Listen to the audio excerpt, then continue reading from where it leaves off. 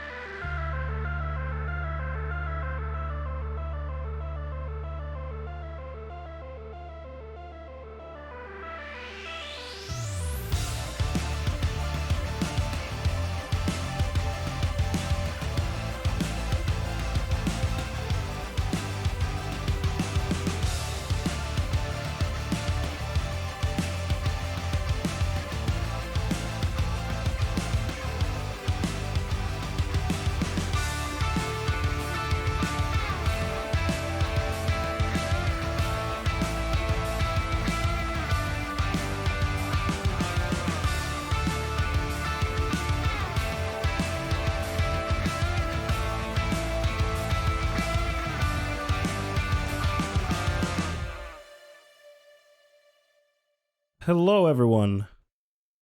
Hello. It is Wednesday, 10th of March. Well, almost halfway through March. It's about 5 p.m. my time, and I'm coming to you live from windy Sweden.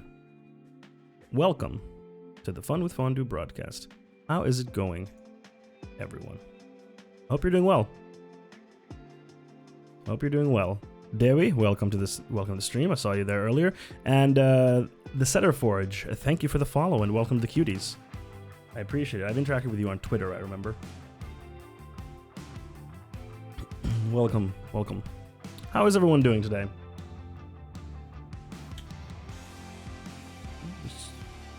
No, it's good. I'm doing well. Work is hectic. I've just been focusing on work.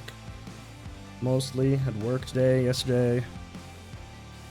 Then I did the new video yesterday. Released it, the Billionaires one. I released that. And that's pretty much been it. I played a little bit of League of Legends yesterday. It was fun. I've been getting into Viego Jungle and just started trying out Pike support, which has been really fun. Yeah, we have been watching Demon Souls streams and or playing after work. Nice. How far are you now? We might finish the game today, depending on how much there's left. Because I don't think there's much left of the one area where we're in. And then I think it's final boss time, I imagine. I was gonna check, alright. My brain just went there for a sec. Ooh, oh yeah, a bit tired. It's been a bit hectic at work. I'm outside Old Monk for the next time. Maybe today. Old Monk. Who's Old Monk? You mean the old hero? The blind dude? I don't remember that name.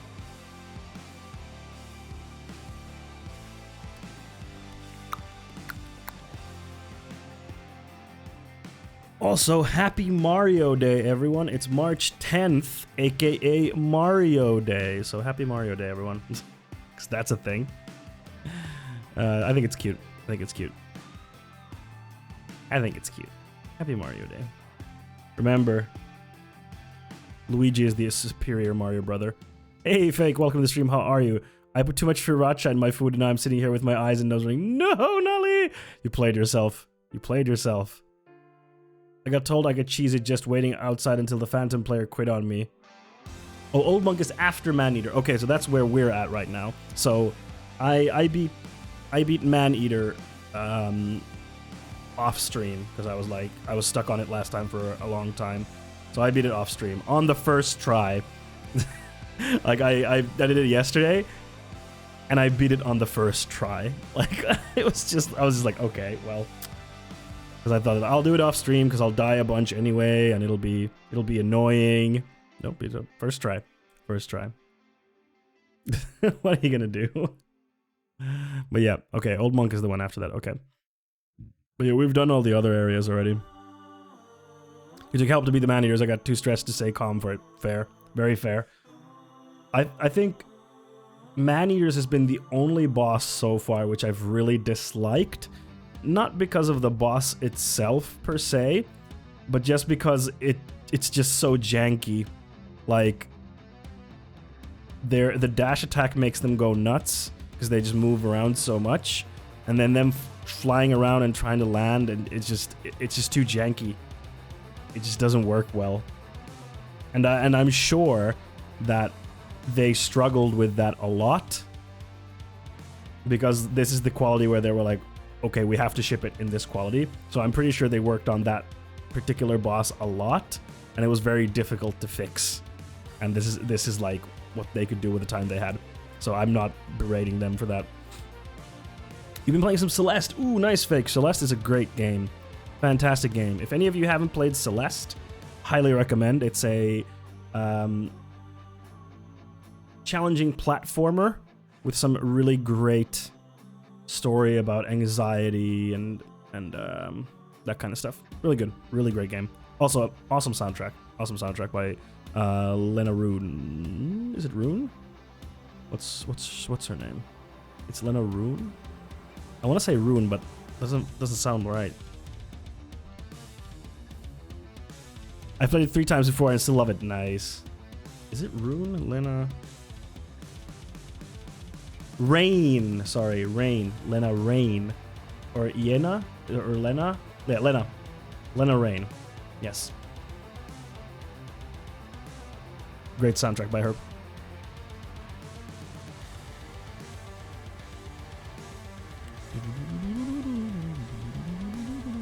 Then, hopefully... And it's still difficult. That's good. Yeah, it is. And they added the... Have you played the DLC? Because they added even more difficult levels after you've gotten the Crystal Hearts or whatever it is. Not yet. Okay, yeah, I hear it's really difficult. I never played it that far. I just completed the main story, and after that I was like, okay, I'm good. I'm done. But yeah, great game. Highly recommend it for any platformer fans.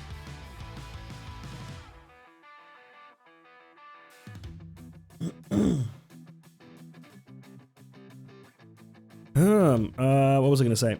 Oh yeah, I hope my package arrives before Friday, because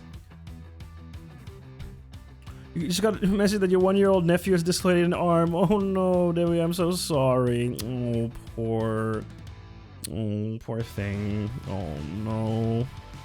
It's so sad. Luckily, kids heal very quickly, but still, I'm so sorry.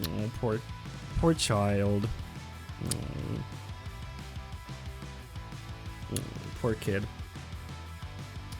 But yeah, I hope my package arrives, because on Friday we're gonna start playing Devil May Cry 5, baby. Oh yeah! It was the patron voted game, or it was between 2 again, and I flipped a coin, and Devil May Cry 5 won.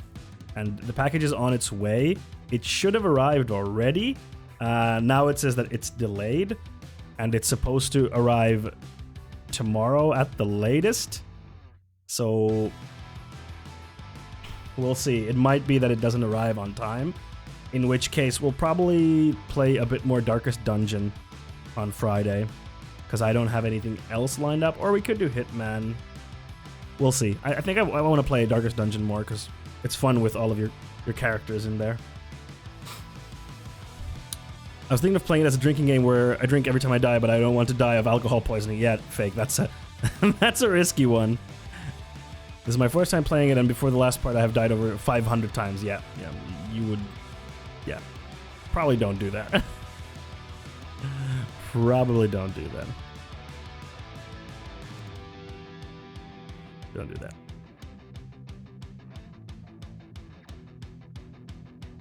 Yeah, I really want to get to Devil May Cry 5. I really want to play it, because it's going to be wonderfully ridiculous, which I think all of you, and myself included, will really enjoy. A fun, ridiculous, dumb anime style ridiculous game. I think it's going to be a lot of fun. And I know Keto is really excited for us to play that, and Mido is also really excited for that. I might do it, but I need to think better rules for it than just dying. Yeah, you need to think a bit more different. Maybe like every 10 deaths or something, and then you keep count of the deaths. I don't know. Something.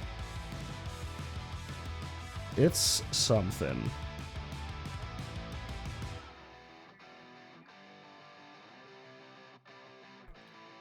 But yeah, that's what's been up. So more of the same, just work, making content, and trying to chill a little while I can.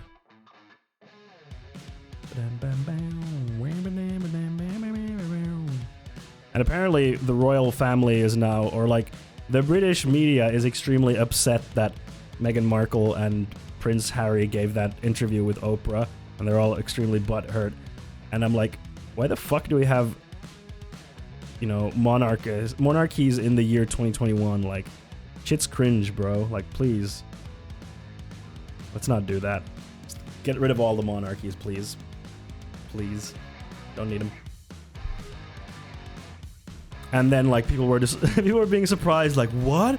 The British monarchy is really racist? And it's like, what did you expect? Of course the British royals are crazy racist. The whole monarchy is based off racism. It's based off white people going to other places around the world. Hey, Herr Daigure. Thank you for the tier 1 for 1 whole year. Thank you so much, Herr Daigure, for supporting me for 1 whole year. Amazing. Absolutely amazing. Thank you, Herr Daigure. It really means so much to me. I hope your wife and the kids are doing well and that you're doing well as well. But yeah, I can't believe that people are like, oh, you mean the... Hey, Captain Dennis. Greetings from Germany. Wie geht's? Wie geht's, Dennis? Alles gut? I can speak a little bit of German. Not great, but a little bit. Tired but well. Glad to hear that, Herr Daigure. Glad to hear that. But yeah, I can't believe the people who run the monarchy that went around the world saying, actually, this area right now, old chap, it's ours. And then the indigenous people were like, what? No, we live here. Yes, you live here, but we own it now. Those people apparently racist. Who would have thought? Who would have thought that these people were actually racist? Not me. But the thing that sparked that thing was that Meghan Markle said in the interview with Oprah that there had been like discussions that Prince Harry had with someone in the family about concerns about the baby being too brown when the baby's born. So, you know, monarchies suck. Just get rid of them, please. Yeah, history of most of Europe in a nutshell, basically, yeah. But monarchies suck. Please get rid of the monarchies. We don't need them. They're dumb. I know I live in a monarchist country right now. I know, shut up. It's not my choice that there's a monarchy here. Monarchies are dumb. We don't need them.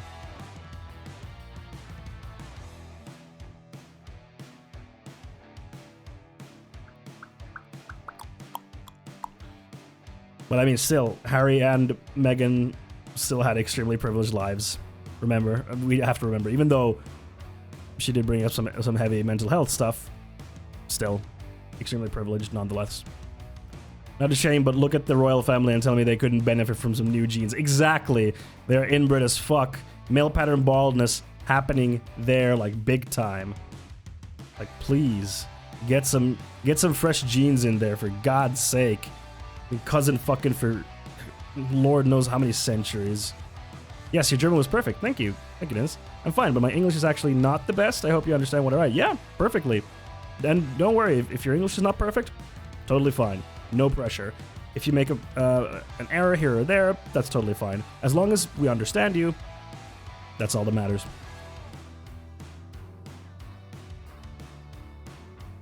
Yeah, fucking Habsburg chin having, male pattern baldness having motherfuckers could use some fresh genetic material. Harry inherited some millions from Diana, so even without the royal status, exactly. Like that's basically what's keeping them afloat now, is the tens of millions that Harry inherited from Princess Diana. So like, Harry is extremely privileged, literally born a prince. Like, not figuratively speaking, literally a prince. Which is not to say that he's probably had like a lot of constraints on his life. Absolutely. Like 100%. He's not been able to live life that he wants to and how he wants to live. Like, totally understand that. And it must be like repressing as fuck. Current British monarchy started in like, yeah, 1060 or something, so 1,000 years of incest. 1,000 years of incest would be an amazing album name. Hello, Gucci. Welcome to the stream. Hey, beanbags. Aw, beanbags. That's so cute. I like beanbags. How's it going, Gucci? 1,000 years of incest. That would be a great album name. Don't tell me that's not a great album name. I saw this fantastic video where, I don't remember which YouTube channel it was, but these YouTubers were pretending to have like a talk show, and they set up like a fake company for it, and then they like called or like reached out to like royalty experts in the UK who commentate on like whenever something's happening within the royalty, and they were like, yeah, so we want to get your interview about the Meghan and Harry interview before it comes out, so that we can publish this right after it comes out. But you won't be able to see it. Like, you won't be able to actually see the interview first. And then they're asking about the interview from these people who have not seen. Woo! Subscriber. Rap jam jam Fruji clap happy birthday Dankies Fruji clap happy birthday Dankies Rat jam jam. Yeah! Dude, thank you for the 12 months of supporting me. Happy birthday! Thank you so much for supporting me for so long. It means so much to me. Thank you, dude. How are you doing, dude? I love Rat Jam Jam. Rat Jam Jam's the best. Look at him go! Look at him go! Gotta love the little rascal. What was I gonna say? I was saying something. Forgot. Playing some WoW and just about to take Rue for walkies. Oh, give Rue some screeches from me. Ah, bro. What was I saying before the alert happened?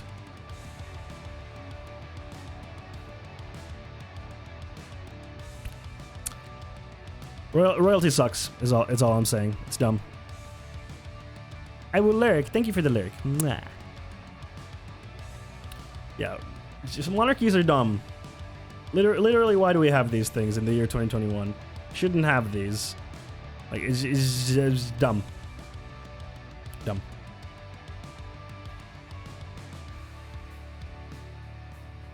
Oh, yes, now I remember.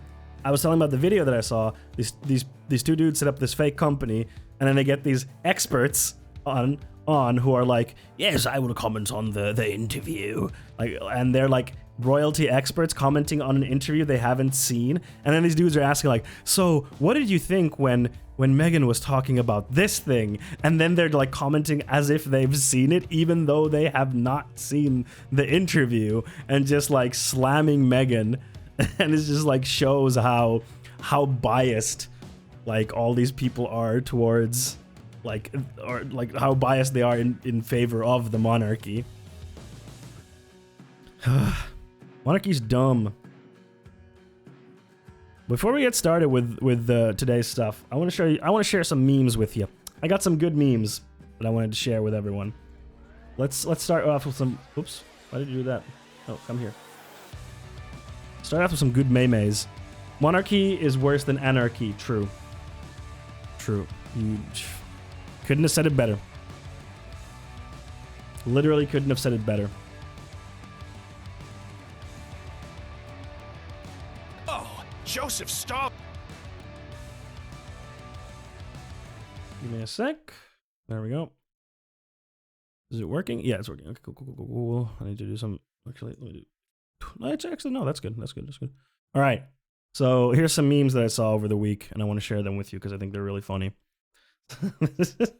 Whoa, Joseph Stalin killed 20 million people. He sounds real strong. Quote from Goku. Whoa, Joseph Stalin killed over 20 million people. He sounds real strong. Well, I'm not impressed. He's killed more people than Frieza. Kakarot, you moron. Can you even count? There's one thing I can count on, and that's beating Joseph Stalin in a fight. Hey, Trunks, can I use your time machine real quick? Goku, I'm not risking the timeline just because you want to fight a dictator. Well, it's worth a shot. It's so good. It's so on. All the voices were really well done. Shout outs to Tom Schalk for some great voice work there. Whoa, Joseph Stalin killed 20 million people? He sounds strong. So dumb. And then, since we were talking about the monarchy and the British media and how they portray the monarchy, here's a good timely video on that. Every viral British news clip right now. Professor and author. Sorry. She is a celebrated professor and author whose latest endeavour explores the lasting legacies of British racism and colonialism. I'm very much looking forward to interrupting you. So you are black. What on earth is that like? Does it hurt? It's not that bad here, though, right? How many racisms have you seen? Yeah, how many racisms have you seen? Oh, you think there's racism? Okay, name them, sweaty. Name all the racisms, sweaty. Again, you avoid an answer. How dark is the baby going to be? How can there still be racism? You're a successful author. You're on television. If a person like me has to listen to a person like you, is that not progress? Exactly. Obama was president. Racism is over. I feel like there's oops racism, and then there's racism, and you keep flattening the two. Your experience of them as a black person is that they're the same, but I know when I mean oops, and I know when I mean Whoops. Let that one slip a little. Oh no, what's happening to my connection again? No, stop. Why are you tanking? Fix yourself, please. Okay, there we go. Sorry, my connection just tanked there for like a split second. I don't know what happened. Went into the red all of a sudden. Let's see what's next. What do I got next? What's the next meme? Oh no, wait, not this one. This one. This is Jack Black in this video is exactly what I feel like when I'm watching this. It out. There is constantly a competition between Gen Z and millennials, and Gen Z telling millennials that they need to stop wearing side parts and skinny jeans. Well, here's the thing, Gen. Context. For those of you who don't know, currently on TikTok, there is a war going on between Gen Z and millennial about clothing and hairstyles or something. It's stupid. It's really dumb. It's really stupid. Anyway, that's what this is referring to. Gen Z, millennials shouldn't be trying to dress like 14, 15, 16-year-olds. And I hope that when you are 28, 29, 30, you're not trying to dress like 14, 16, 15, 16-year-olds. So when you see a millennial not wearing a not wearing a middle part and not wearing the jeans that you want them to be, maybe you just shut up because they shouldn't be. You should be actually worried about people. You know what? No, you just keep your opinions to yourself because you're literally 6 years old. You're 12. You don't know nothing. You don't even know how to do anything. I don't even care about your opinion. I don't care about what you have to think about anything. We are part of the fashion development to get where you were today. So shut up about it. I don't even care what you think. I look terrible in a middle part. Have you seen the new FNAF I look trailer? terrible in it. I love him just be like, have you seen the new FNAF trailer? It out. I don't even care. Oh God, why? It's just people. Why are people like this? Why? Why? The kids said what I'm wearing is not cool, but I am indeed cool, you see? I know that I'm cool. Or you see, I'm a cool cat. So the kids are being dumb. It's like, who cares? Literally, who cares? Let's just let the kids do their thing, and you do your thing. Like, literally, who cares? Why are you being so upsetty, sweaty? Okay, here's an upsetting video.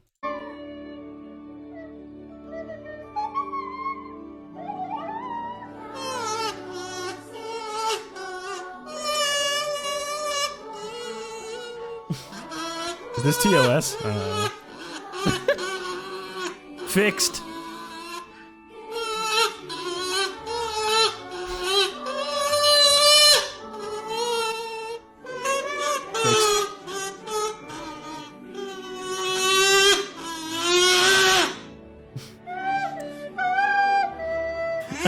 I feel so upset watching this.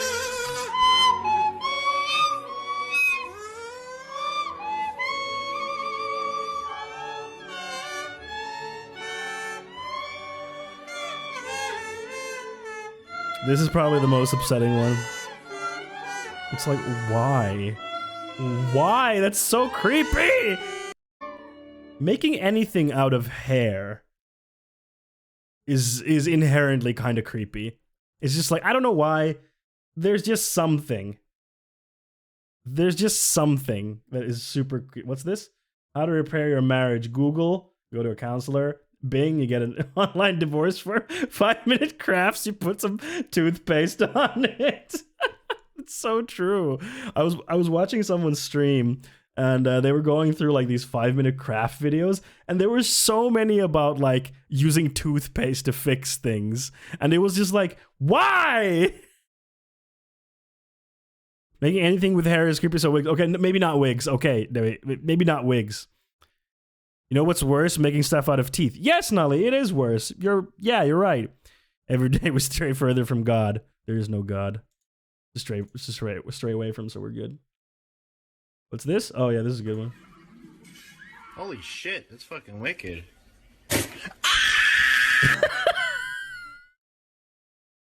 Hey, skeleton jelly. Holy shit, that's fucking wicked. Is this perfectly cut screams? No, it's no context humans. Okay, I thought that was perfectly cut screams. Because perfectly cut screams is one of the best Twitter accounts. Like, just like hands down, one of the best ones. 2 years ago, I donated nearly 50 centimeters of hair to cancer kids wigs. Yeah, that's fucking dope. That's great. Yeah, okay. When you make stuff out of hair, it's creepy. Except wigs. Except wigs. Otherwise, it's creepy. Except wigs. Because I was thinking, like, there must be something that's not creepy, but I couldn't think of it on the spot. But that's the one. What's this one? I don't remember. Oh, yeah. Gangs in the UK are stealing PS5s from delivery trucks. Right, yeah, then I'll be having that. Oi, somebody call the Bobby. Those kippers nicked all the play trolley 5s from the Gimme One Stop Shop. Do Americans think we all sound like people back in the 50s? You Americans think we all sound like people back in the 50s, innit, bruv?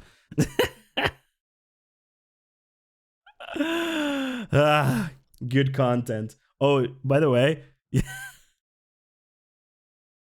I was in a work call yesterday and we had some people, because we have a studio in Liverpool, so we had people from our Liverpool studio in the call, and then I was like, it's Tuesday, innit? And then no one said anything, and I was just like, it's like a joke on this Discord I'm in.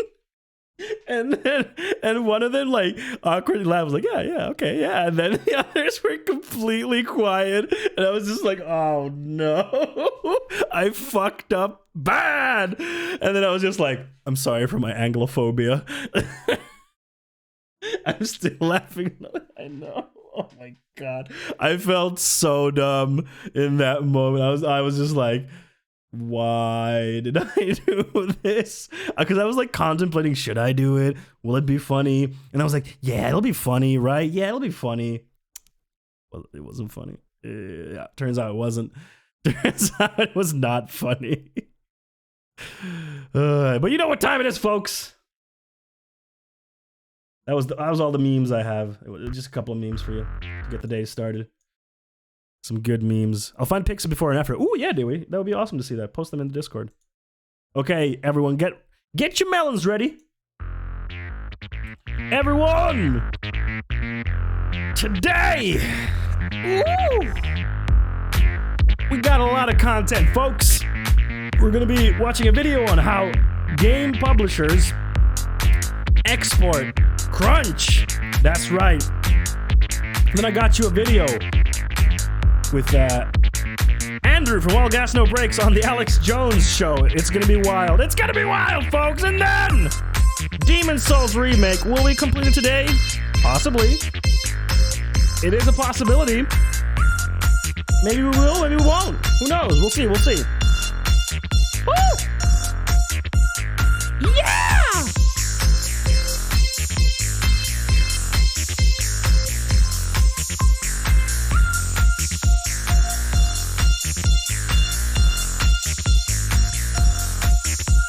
And that's what's up today, folks. No more. You only get it once. Only once per stream. Let me see that before and after.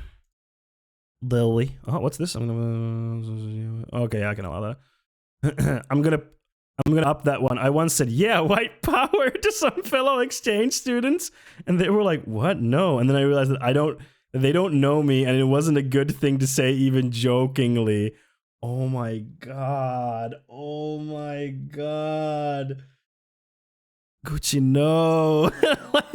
like if I would have been there, even I would have probably been like, Gucci, that's not okay. Gucci, no. I still think about it to this day. Good, you should. Armorcaster, hey, what's Mario Day? Mario Day is March 10th. Get it? M-A-R for March and 10 for the day. So Mario. March 10th is Mario Day. Let's see. Whoa, your hair was so long, Dewi. Whoa, so long. Damn. Crazy long. So cool. Yeah, you won that one, Gucci. You won that one. Oh, did you? Hey, guess what? My Pillow guy. My Pillow CEO, Mike Lindell. Remember the dude who caused the reporter to storm off stage because he was like, I'm not getting sued because of Mike Pillow. He's barred from Twitter, plans to launch his own social media site where people will be able to talk and not walk on eggshells, aka they can be racist Nazis. The platform could launch within a month, Lindell said on Charlie Kirk's podcast. That's even more tenuous than May the 4th being Star Wars Day. Yeah, Armored Caster. How are you doing, by the way? Mike Lindell. Mike Lindell is starting his own social media company. Meanwhile, also Mike Lindell getting sued by Dominion because Dominion is like, Mike Lindell is spreading fucking conspiracy theories about us that we stole the election. BG3 plus fondue, so I'm good right now. What's BG3? BG. Not Beyond Good and Evil. Battlegrounds. Bullet Game. Barney's Gamble. What's BG? Oh, Baldur's Gate 3. That makes more sense. I did like Barney's Gamble, though. Yeah, right. I want to check out Baldur's Gate when it comes out of early access. I'm not much for early access. Playing games in early access. I maybe like to check them out at the start, and then, Barney's Gamble. Everyone's Baldur's Gate. Oh shit, baby. What was this one? Oh yeah. Hey, remember how billionaires suck? Here's some billionaires suck news, and this is of course absolute legend Richard. He's professor. Richard Wolff, who is a Marxist economist, baller of a dude, absolute baller. Chase Coleman, I want you to get to know his name, of the Tiger Funds, that's a group of hedge funds, took home $3 billion in the year 2020. Was a great year for Chase Coleman. Yeah, like 2020 was really like a good financial year if you really think about it. Like if you really stop and think, like 2020 was a really good financial year, right? All that money produced by the Federal Reserve flowing into the stock market. Well, he got a big piece of deciding where that money gets invested for the rich people who brought that money to him. Wow. 25 million people unemployed, while Chase Coleman best system, by the way. $3 billion. By the way, I thought you'd be interested in how that works out as a weekly income. You ready? $58 million per week. I legitimately always forget how much $3 billion, like how much a billion is. What the fuck? $58 million per week? Oh, I just can't fathom how much a billion is. Like, I constantly need to get it reframed like this, because I'm always like, okay, a billion. And then it's like 58 million per week, and you're just like... Yes, I know a billion is a million... No. A billion is 1,000 million. I know. But it's still like, I can't wrap my head around it unless it's put into context like this. Like, $58 million per week. Imagine what could have been done with that money to help people.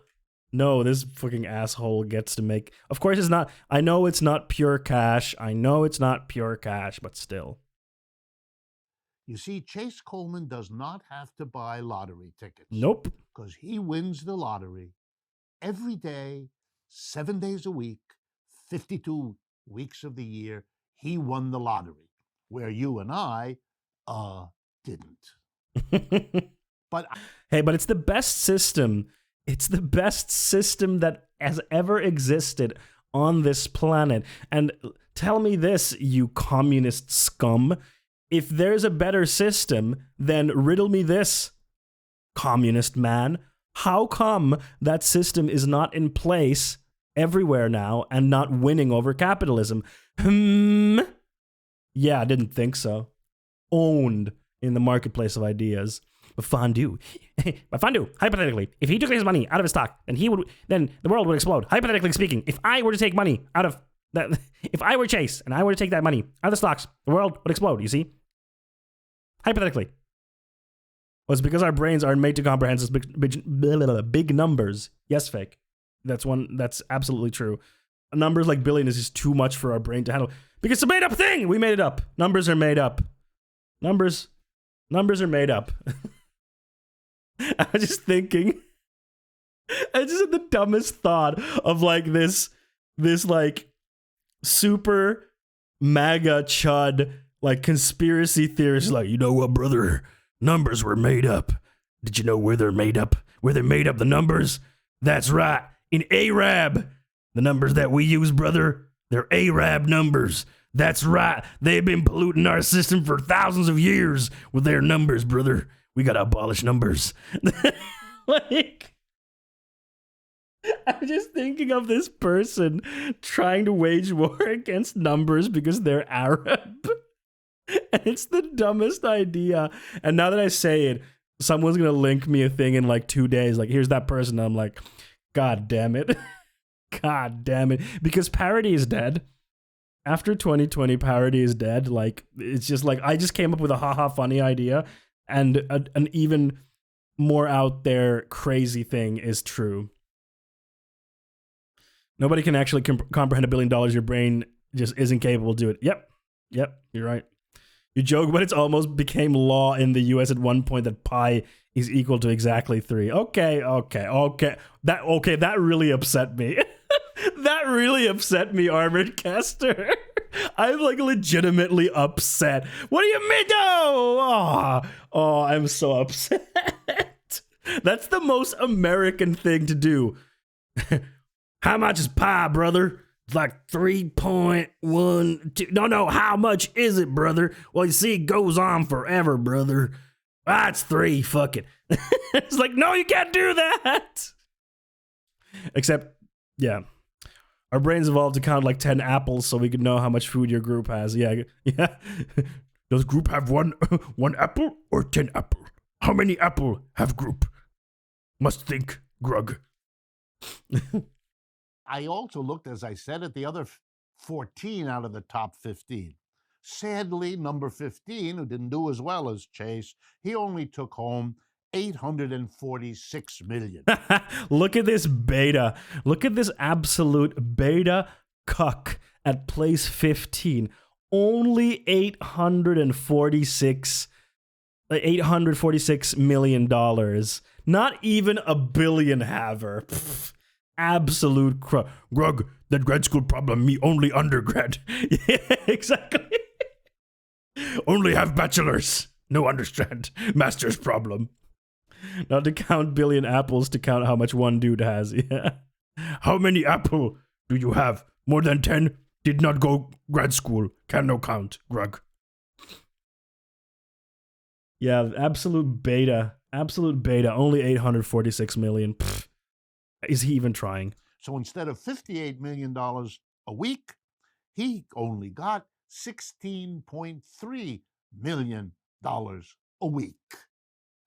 Every week. Yo, imagine if... This is so upsetting. Like, imagine if you, personally you... Is the Gary emote because of Fallout? It is not, no. It's an old joke here on the channel where we're playing a game called One Night Stand, and in it you wake up after a one night stand at the person's place who you had a one night stand with, and then you text your friend whose name is Gary, and he's a complete asshole.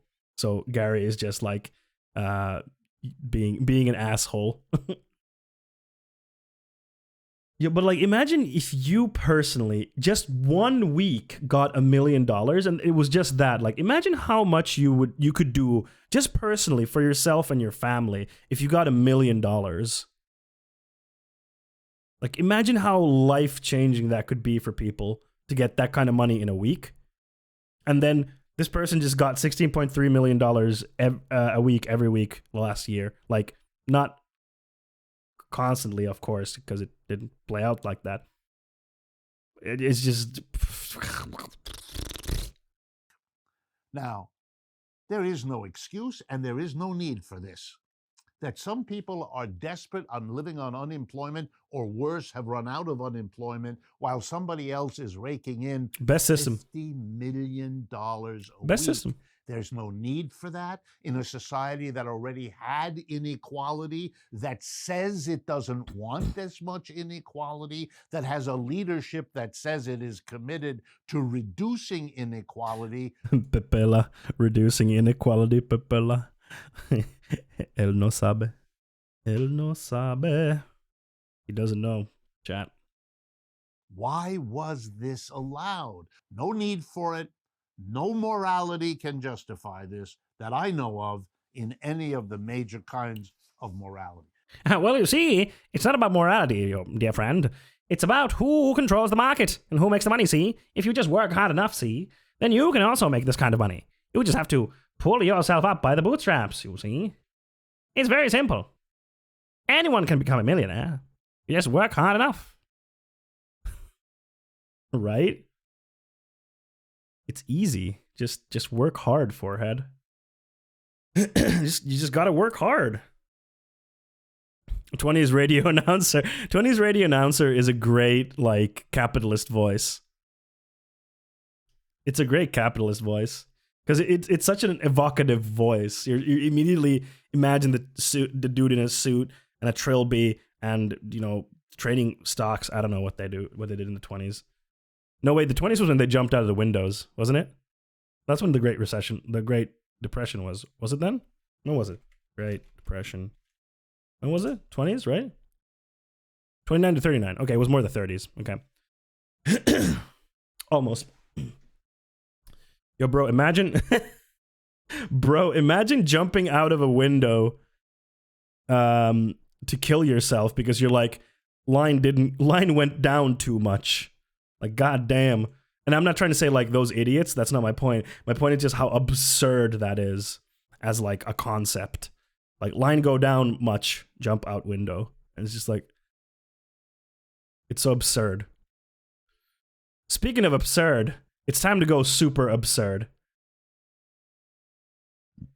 All Gas No Brakes. Well, formerly All Gas No Brakes was on Alex Jones's show. Woo! It's gonna get spicy, everyone. Put on your seatbelts because this is gonna get wild from the get-go. So before we get started, I want to say that the guy who used to run All Gas No Brakes doesn't run it anymore. He and his friends lost the show because Andrew, who is the host of the show, he wrote a book called All Gas No Brakes, and then he got like a deal with a studio when he started making the YouTube show, and he didn't read the contract that he signed, and basically the studio owns everything. And now the studio was like, hey, we want to take this global to Europe. And they basically took the show from him, and all the money from YouTube and Patreon are now going to the studio. So that sucks big time. And I hope the show crashes and burns without them, because like it's them. There's a yikes joke here about being no safety nets. Oh boy, yeah. Yeah, get ready. This is gonna be bad.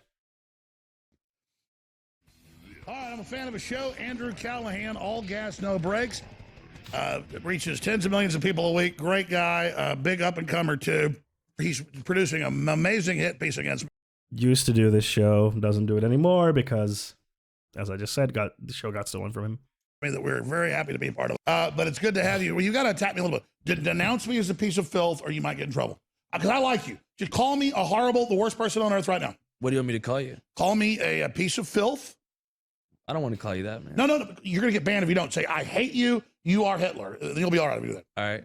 I feel like I'm watching someone's like kink playing out, and I'm just like, wait, what is happening? What? You really want me to say it? Yeah. I hate you, man. You're Hitler. Good. Now get up and hit me in the face. I'm going to let you do it. I'm not going to do it. Just slap me. No. You will not get. They'll let this get 50 million views if you do it. Just come over here and say you are bad. I am good. And slap me. Dude, no way. It's all right. I don't want to slap you. You might. This is your hand then. Bad Alex. You want me to hit you in the head? He is like 100% like this is his kink, and no kink shaming. Like that's totally fine, but it's like don't dump your kink on someone like this. What the fuck is this? This is Kinko Wars with Alex Jones. Yeah, this is bad Alex. Call me bad. Slap me.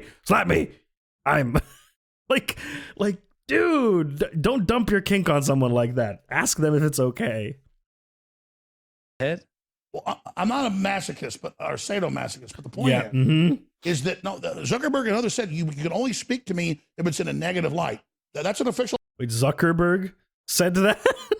Actually, Zuckerberg was like, all gas, no brakes, Andrew. Yeah, he can only talk with, InfoWars Alex Jones if it's in a bad light.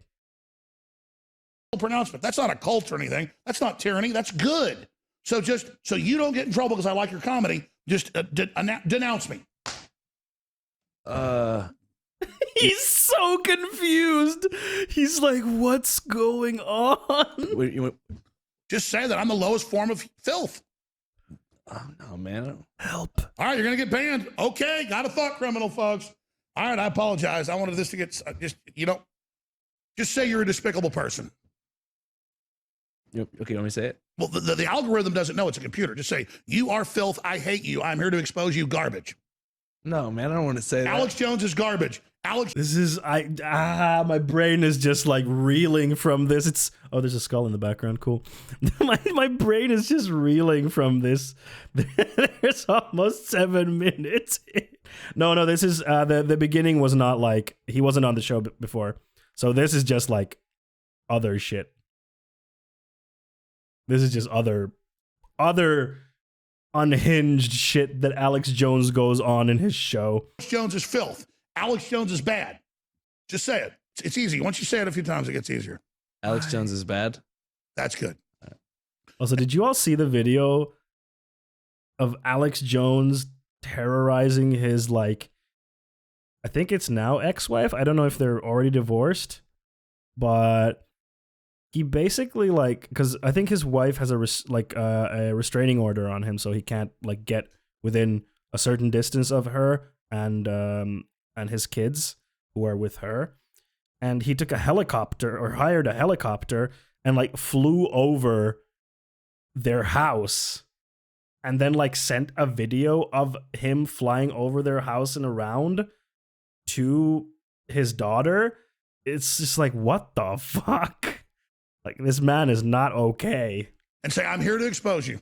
I'm here to expose you. Okay, good. Good to have you. Hey, I love your show. It's super funny, man. Thank you. I appreciate it. Just look right at that racist camera right over there. This one? Is that? It's an InfoWars camera, so it's racist too. Go ahead. I'm on it. That's a little baby Hitler over there. It's like a little Cyclops Nazi. Go ahead and talk to it. What? What is happening? Racist camera? Cyclops Nazi? What am I watching? What? I can't believe I'm on InfoWars. You're in a Cyclopsian Nazi operation. I live in an RV. It's fun. It's fun. So also this is cut. It's not the whole thing. It's been cut up.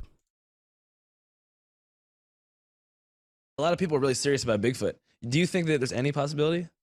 No. Really? We got people all over the country. We got surveillance. We got traps everywhere. If there's 8-foot I'm gorillas confused, running don't around, worry. we'd have seen them. I should stage a Bigfoot deal. Maybe I should come out in the next Bigfoot deal and I'll be in the Bigfoot outfit. If you've never seen the All Gas No Brakes Bigfoot episode, it's so good. Go watch it. It's so good. You'd have to get really hairy.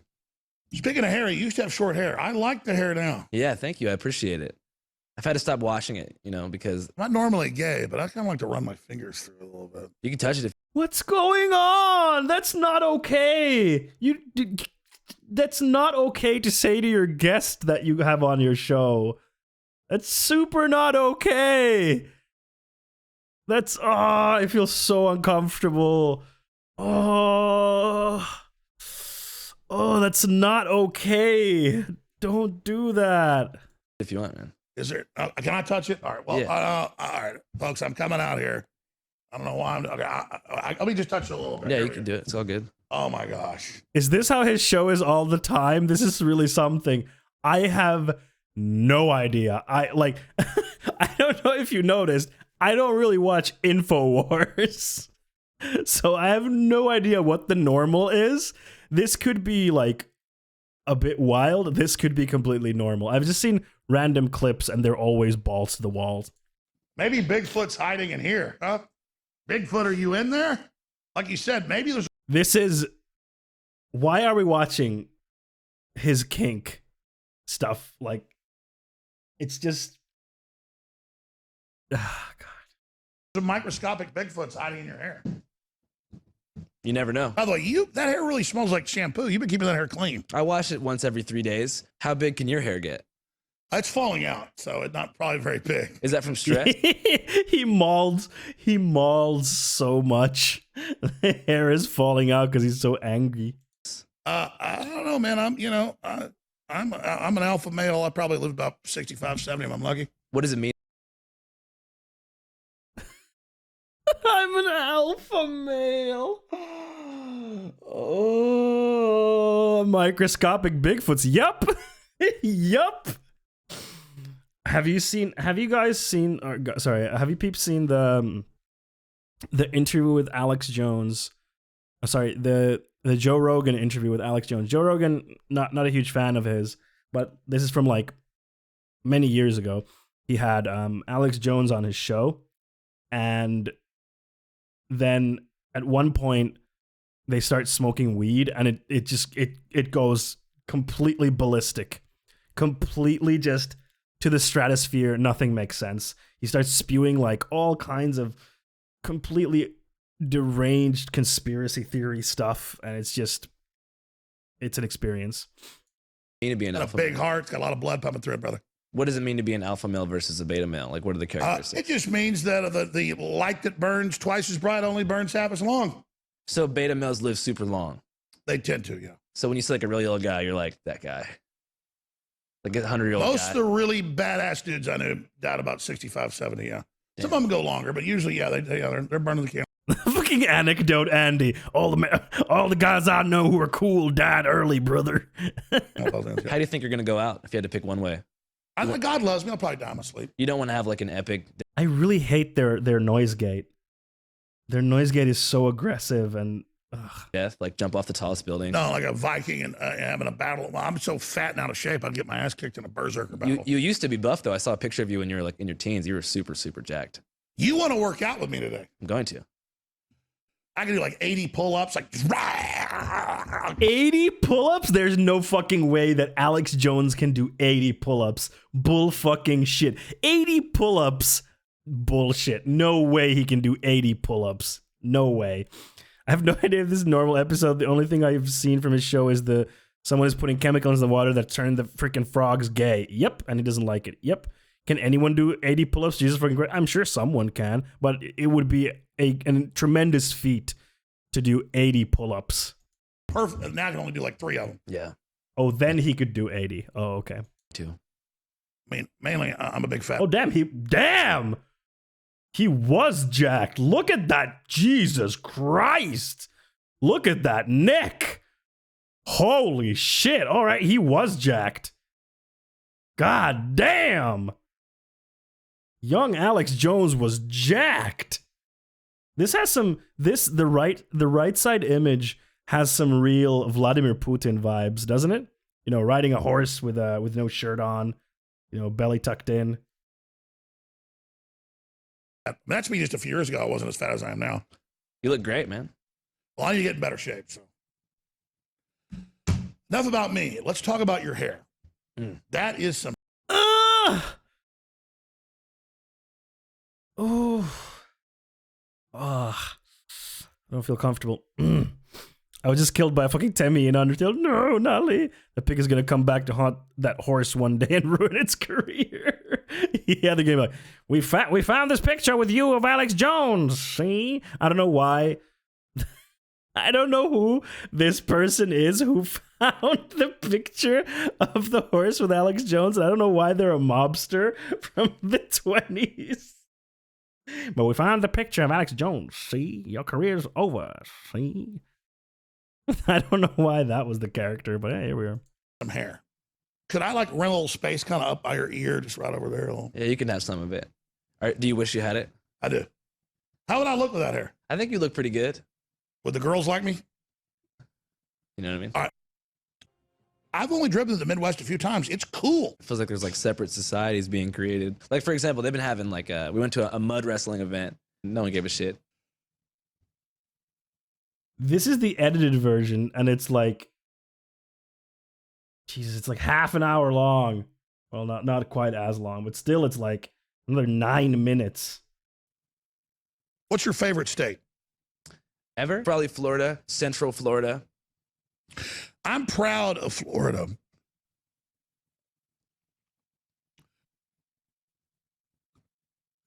The audio mixing in this is so weird. Like, it feels so weird when they're not talking and it's like completely dead silent because of the audio gates are so, or the noise gates are so aggressive.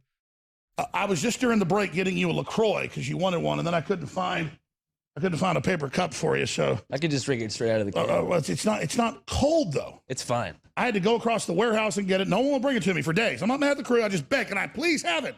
You asked for the same. Now you get it. See, I get to have That's it. a whole. You get it now. Go ahead. This is a big moment here. I'm out of breath. I just ran like 500 yards to get this for you. There we go. What's going on? What? I saw Cuomo crying on TV, so sorry, and it's so fake. He's such a thug. He's so out of control. I love how Andrew is just there like, I guess I'm here. When he's talking about Cuomo, he's like, I guess I'm here. Everybody hates him. What do you make of this Cuomo thing? What did he do again?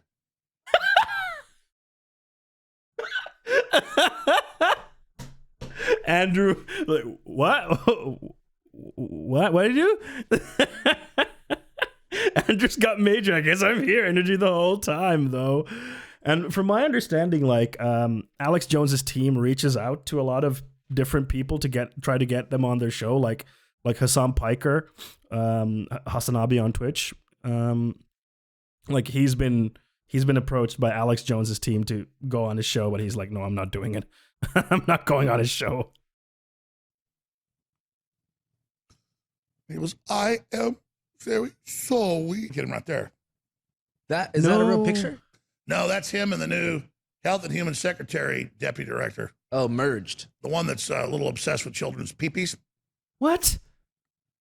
What could go wrong? You know, it's a dude in a wig. He says 3-year-olds should have God, the sex change. transphobia. Ugh, fuck you, Alex Jones. Who said that? That dude. I mean, that I was lady. like, that's me. No, that's kind of, is that you right there? No. Is that Cuomo? He looks good. I'm not going to lie. Would you marry? Would you date her? Him? Yeah. Would you date him? Date it? Yeah. He's got power. Oh, really? Like, imagine you feel really powerful, like dating a Cuomo in a blonde wig. Well, just dating Cuomo, period. You'd have access to so many like elite networks of New York socialites. What the fuck are they talking about? Dating Cuomo, the mayor of New York? What am I listening to? You can go to any restaurant you want. I would pay a lot to not go to those restaurants. You realize what mummies those people are? They all just like go, they all pose to each other and go, oh. And like Anderson Cooper all like going to restaurant and go, oh God, it's so good to be here. They all just go, the whole time while they're eating. Okay, I think I'm good. I think I'm good. I can't anymore. I've reached my limit. Jesus Christ. What the fuck did we just watch? Alex Jones is like Alex Jones needs like therapy. I'm gonna say it. Like he needs therapy. Clearly needs therapy. Like, dude is not doing okay. Like, please just go to therapy, man. Men, please, men, go to therapy. Oy, oy.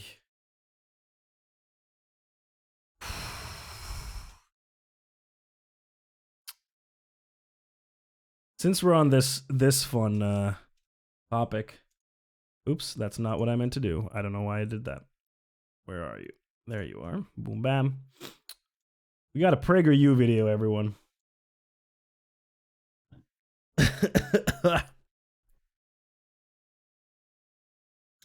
PragerU time, everyone. Time to get mad at PragerU. It's a video about I used to be Antifa.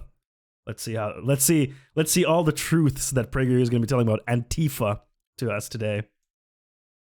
There was a time in my life when I was angry, bitter, and deeply unhappy. I wanted to lash out at the whole fascist system, the greedy, heartless power structure that didn't care about me or the rest of society's innocent victims. A system that had robbed, beaten, and stolen from my ancestors. The whole corrupt edifice deserved to be brought down, reduced to rubble. Sounds pretty based. Not gonna lie. Sounding pretty based so far. I heard an interview with someone who was saying that they think Alex Jones is this big conspiracy guy now because of a traumatic experience when he was younger, where a bunch of kids at school conspired to fuck him over and then beat him up. Maybe. Anyway, it's just conjecture. But I would imagine that there might be some trauma in his past. Maybe. I was a perfect recruit for Antifa, the left-wing group which claims to fight against fascism. And so, I became a member. Now I was one of those who had the guts to... I became a member of Antifa Incorporated, and I was given a security badge so I could enter Antifa Corp headquarters. Here you can see my Antifa badge. Like, again, Antifa is not like a sophisticated organization that has a headquarters and is like registered. No, it's just like, are you anti-fascist and you take action? Then you're part of Antifa. Yeah, he even met the CEO. Pretty pog, not gonna lie. Fight against the fascists who were exploiting disadvantaged people. I wasn't a card-carrying anti-fascist. There's no such thing as an official Antifa membership. There you go. But I was ready at a moment's notice to slip on the black mask and march in what Antifa calls the Black Bloc, a cadre of other black-clad Antifa members to taunt police and destroy property. Oh, is that what they do? They taunt police. It's funny how they don't mention what the police does.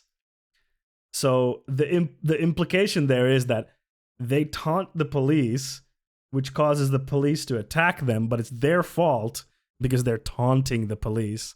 Calling the police meanie bobini words is a sentence to get your ass kicked. You know, it really hurts the police fifis when you call them pigs. Maybe they're just too emotional for that work. You know, the police officers, maybe they should consider a different line of work if they're so emotional. Antifa stands for anti-fascist, but that's purposely deceptive. What? For one thing, the very name is calibrated so that anyone who dares to criticize the group or its tactics can be labeled fascist. This allows Antifa to justify violence against all who dare stand up or speak out against them. That sounds bad. Few groups boldly declare themselves Antifa, like Rose City Antifa in Portland. But most don't, preferring to avoid the negative publicity. That's part of Antifa's appeal and strength. What? It's hard to pin down. There is no identifiable leader. They're so clever, those Antifa. They don't even organize because they're so clever. No, because it's not an official organization. It's just, are you against fascism and you take action? You are part of Antifa then. It literally just means to be actively against fascism. That's literally all it is. That is all Antifa is. That's it. Mini Bobini. Yeah, Meanie Bobini words. Worse than racism. I'm gonna be honest. Meanie Bobini words against the police. Worse than racism. Just gonna say it. I'm just gonna come out and say it. To be part of Antifa, you must adopt two basic principles. First, you have to have the mentality of an anti-fascist. And second, you must be willing to enforce that mentality. Okay. To adopt an anti-fascist mentality means to reject everything that is fascism. But yeah, that's what it means to be anti-fascist. Yes. What is this like? And they're against fascism. Can you believe that? But that begs the question, what is fascism? While most Americans associate fascism with Nazi Germany... Yeah! It's the Nazis. Hypothetically speaking, fascism is about Nazis, but the Nazis are dead, you see? Hypothetically. Therefore, there cannot be fascists. I have won in the marketplace of ideas, you see? Hypothetically. Germany or modern dictatorial states like Venezuela, China, and North Korea, to Antifa, fascism means Judeo-Christian values and capitalism. Okay. Aight. Remember that pro-slavery video, Prager, you made? Unfortunately, yes, I do remember that pro-slavery video that Prager you made where they were like, and then they fought against the people who tried to end slavery, and that was PogChamp. And you're like, you what? It's like that SpongeBob meme where he's like, you what? I mean, capitalism...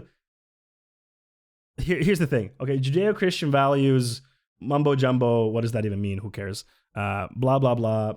Who cares? But capitalism and fascism are usually...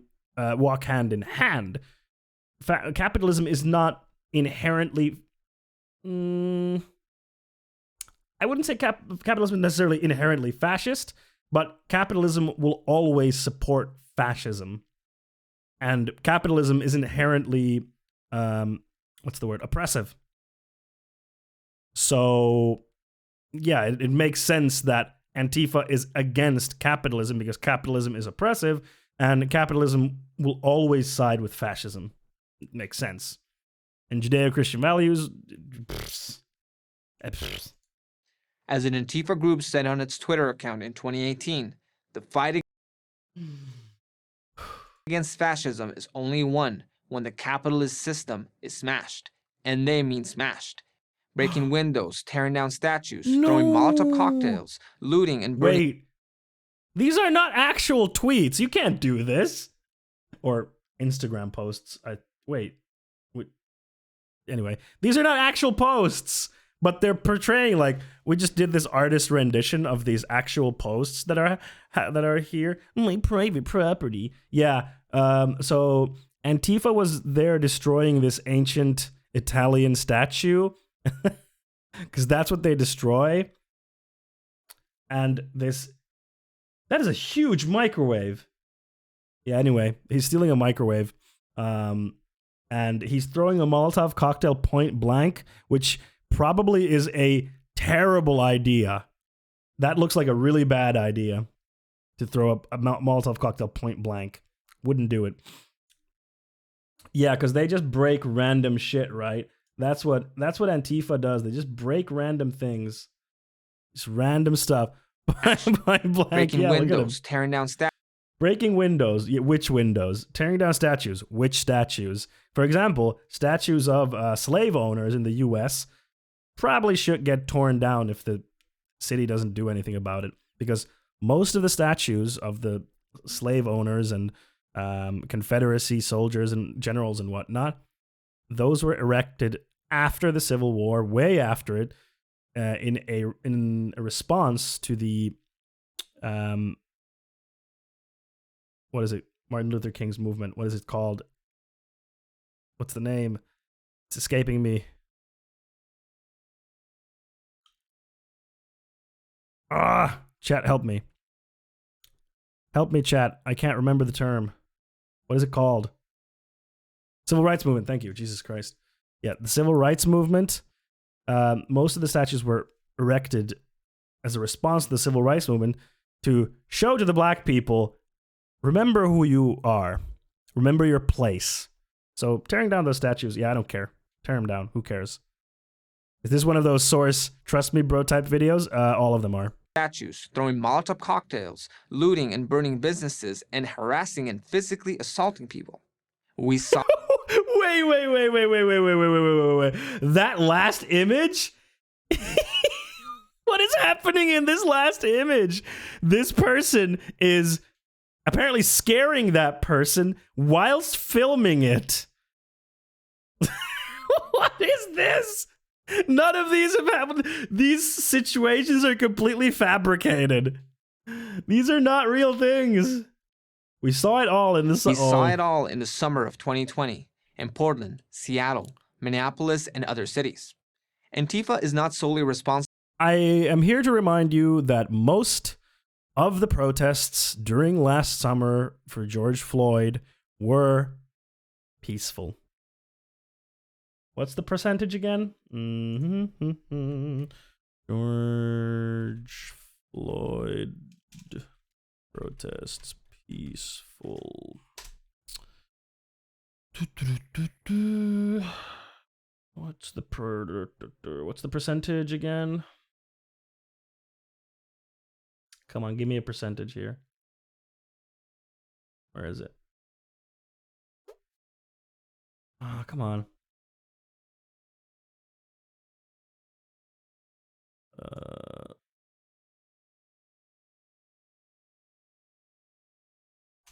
Damn it. Yeah, that's what I meant. Ah, here we go. No. Yeah, whatever. Come on, give me the stat.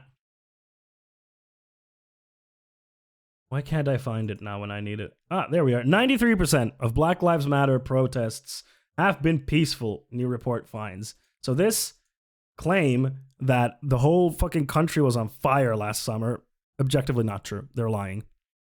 Yes, Antifa just goes and beats the shit out of random people. Yep, that's what they do. Responsible for all left-wing political violence. Not every attack by left-wing radicals is an Antifa attack. But Antifa exemplifies the worst of this dangerous ideology, which is becoming bolder. This dangerous ideology of anti-fascism. The dangerous ideology that they are saying here is being against fascism. I would like to remind you that this is what they are saying is the dangerous ideology. Being against fascism. PragerU. Top tier content, everyone. It's just boggles the mind. And it's also convenient that they leave out why violence erupts. When violence erupts at protests, it is almost always because police escalate the violence. Police in these situations always have more power than the protesters because they have more militarized gear in the US. So they have the chance to escalate or de-escalate the situation. And they usually choose, when violence breaks out, they choose to escalate these situations. Ugh.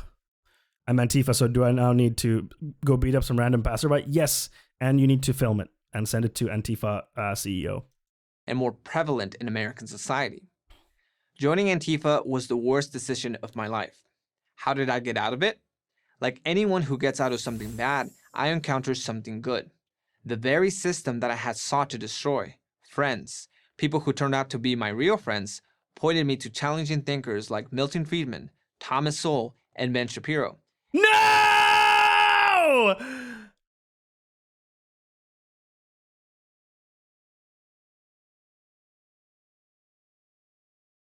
No! Why did it end with Ben Shabibo? Hypothetically, if you were to leave Antifa, you should watch my face, and then you will leave Antifa. Also, not a very flattering picture of Ben. Don't like the artist rendition there. Ben Shabibo. No. And why was he trying to destroy his friend? None of this makes sense. None of this makes sense. And eventually, organizations like the Leadership Institute and PragerU. What they said just made sense and offered me a better way to live. Antifa and the radical left did not care about building a better society. They cared about control. Trust me, They bro. could only offer me more anger, bitterness, and unhappiness. I always expected to keep my past a secret, but as I saw cities around the country struggling against the rise of left... Didn't happen. 93% of the BLM protests were peaceful. These are not real images. These are just pieces of art that they made so that they can lie to you that this type of stuff was happening. They are lying. They're making propaganda. This dude, maybe he was part of Antifa and go to protest black bloc stuff. Sure, maybe that was him. And he was unhappy because he was fed up with the system. Instead, he found some channels where people are like, actually, the system is PogChamp, and you can just be happy. Just ignore all the bad things in the system because the system is fine. And then he was like, oh, I can just ignore everything, and then I won't be sad. Sign me up. I am ready to do my part. Left-wing political violence, while left-wing and even liberal politicians said nothing, I knew I had to speak up.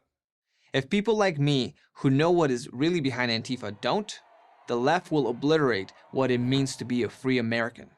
The left will obliterate fascism. No! My capitalism! So here I am. And here's my message. Young people don't drift to the left because they believe the left is superior. Most do because they have never been exposed to anything else. What?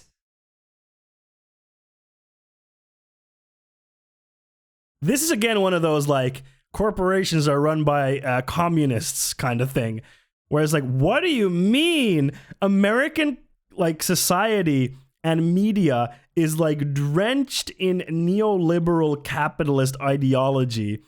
Everything from the history books to movies is neoliberal capitalist ideology. They have been exposed to something else their entire lives. Like, what are you talking about? They've never seen anything else, so that's why they want to go to the left. No, people go to the left now because people are disillusioned with capitalism. They're like, this shit doesn't work. We need something else. Oh my God. Leftism has become what Andrew Breitbart once described as the default position. The American idea is more... The default position is leftism in America. I just want everyone to just take a moment to let that sink in. How is that the default position when you have the Republican Party and the Democratic Party? The Democratic Party has some leftists in it. Mostly they are not leftists in the Democratic Party. Most of them are just neoliberal center-right. And then you have Republicans who are very hard right-wingers. Like, where's the left? Where are the Marxists? To quote Zizek. Like, what? Leftism being the default is a ridiculous statement. Like, did you see how hard it was to pass a bill to get COVID relief for people? If the Democrats weren't the majority by one seat, that wouldn't have passed. Jesus Christ. Is there much of a leftist presence in Finnish government? Yes, there is. The current Finnish government, Armored Caster, is left-leaning, properly left-leaning. The Prime Minister is from the Social Democratic Party of Finland, SDP, or SDP, which is like center-left. It's one of the biggest parties in Finland, or one of the big old parties, so it's like center-left-ish. But then their coalition, because the way the government is formed in Finland is that we have a lot of different parties, and then when you have an election, usually the party that wins or gets the most votes becomes the Prime Minister party, and then they form a coalition with other parties. And one of the parties in the coalition currently is the Left Alliance, which is a very left-leaning party, and they are part of the coalition. And the head of the Left Alliance is the education minister at the moment. So yes, our current government in Finland is left-leaning, which is really good. It's really, really good. It's not perfect. Absolutely. I 100% agree with Fake. It's not perfect. It has its problems, but it's a lot better than we've had in a long time. And one of the more interesting things is that usually the Prime Minister party loses favorability in the polls as the party is in power. Currently, under Sanna Marin, who is the Prime Minister, one of the youngest Prime Ministers in the world, currently under her leadership, the party has not lost favorability in the polls. It's remained the same, which is really good.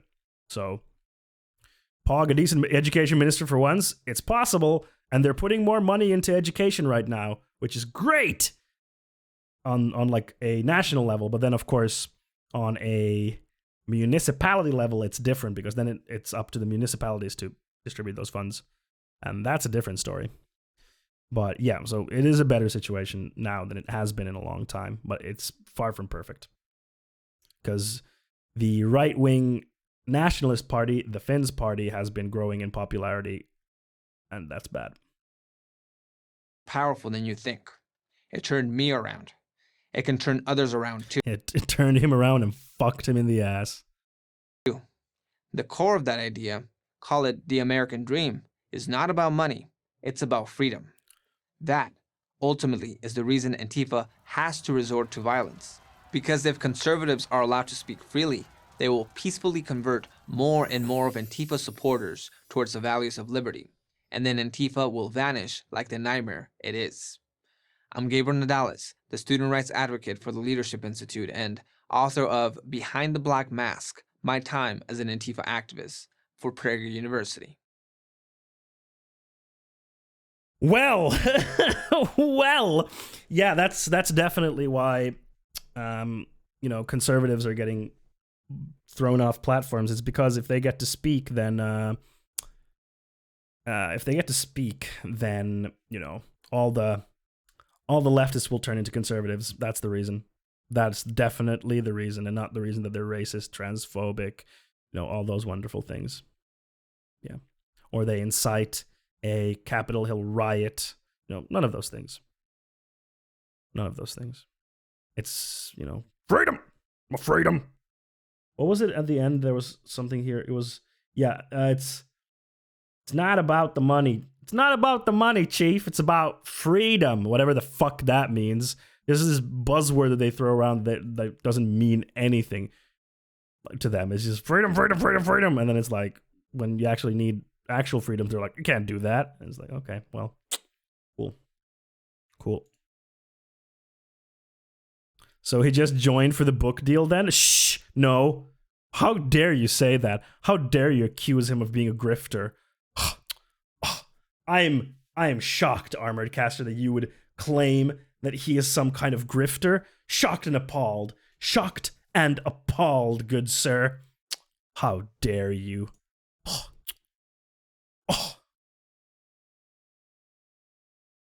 I'm just, wow. I'm just, wow. If you said, okay. Hey, Zari, how's it going? Oh, that's a cool dragon. Yeah, boy. Okay, let's watch this video on someone else's problem. How game publishers buy crunch overseas. Capitalism, baby. Why? It's the best system that ever existed, boys. They freely signed their contract, so they can't complain, see? where on planet Earth was Cyberpunk 2077 made? This is a trick question, I'll admit. Where was it made, chat? Game devs buying breakfast cereal overseas? No. Crunch means overtime. Usually long-standing overtime periods. Fake, I still remember when the two big parties in Finland, Kokoomus, which is the National Coalition Party, and Keskusta, which is the Center Party, had ad campaigns where they took pictures with students while holding a sign that says, "We will not cut from education," and then it had a text saying, like the education promise was what that was called. And when they got power, they immediately cut from education. Yep, I remember that too. Those fucking snakes, those absolute spineless cowards, like campaigned on promises of not cutting from education, and they immediately did that. Yeah, no worries. That's why I filled those in, because I remember them. I wouldn't have known them otherwise if I hadn't looked them up a bunch of times. But yeah, Keskusta, luckily, the Center Party has lost a lot of popularity and votes because of what they did as the Prime Minister party, which is good. They deserve that. Fuck them. But just play along with it for now, would you? It was made in If you Poland. said here, which I think says Poland, but it's upside down, then of course that is the correct answer, but it's not the whole answer. Although the majority of the game was made in Poland by CD Projekt, they also contracted a team of about 20 artists from St. Petersburg to help them out, plus another 40 working out of Valencia. There's a dozen animators from Santa Monica involved, 15 artists from Budapest, around 25 more from Manila in the... Budapest is quite common. At Ubisoft, there's a lot of quality assurance, so game testing is done in Budapest because it's cheaper to do it there. Philippines, plus actually another 30 from a different team based there as well, and in fact a further 15 from a studio in neighbouring Quezon City. And that's not to mention the 70 plus folks from Quantic Lab in Cluj, Romania, credited with providing additional QA testing. And actually, no, sorry, not Budapest. Sorry. No, not that. Romania. I was thinking of Romania. I was thinking Bucharest, not Budapest. Sorry, Bucharest. My bad. Sorry. That's still not even close to everybody involved in this game. There's a reason Cyberpunk's credits are 40 minutes long. The point I'm making here is not unique to CD Projekt Red. So many of the games that you've played in the last year have relied heavily on outsourcing in order to get made. Super normal. Super normal in the game industry to outsource stuff. Usually what you outsource is stuff like testing, because especially when you have a bigger game and you need a lot of testing done, it's a lot cheaper for you to just send the game to be tested somewhere and then get reports back than to hire people in-house for only like a short period of time and then fire them. It's a lot more easier and logistically manageable for a company. Not saying it's more right, saying how it is. Other stuff that you would outsource, usually localization, so translating the game. Usually you outsource that because you only need localization at specific points in your development. You don't need it all the time, so it doesn't make sense for you to have in-house localization that much. Other stuff could be art or animation assets. It depends a little bit, because sometimes if you have like a proprietary engine and work and pipeline, so how the 3D art asset, for example, goes from the software where it's made into the game actually, so it can be used. Sometimes outsourcing might not make sense if that pipeline is too complex, but a lot of times usually art can be outsourced because it's like, make this 3D thing for us. So there's 2, Final Fantasy VII Remake, Star Wars Squadrons, Marvel's Avengers, Resident Evil 3, Ghosts of Tsushima. They all required a ton of external help in order to get made. And so what? Why does that even matter? Well, although there are thousands of people working in outsourcing studios across the globe, most of us know very little about their work, and that fact alone makes them a potential target for exploitation. Last year, when CD Projekt boss Marcin Nowinski promised that developers wouldn't be forced to work excessive overtime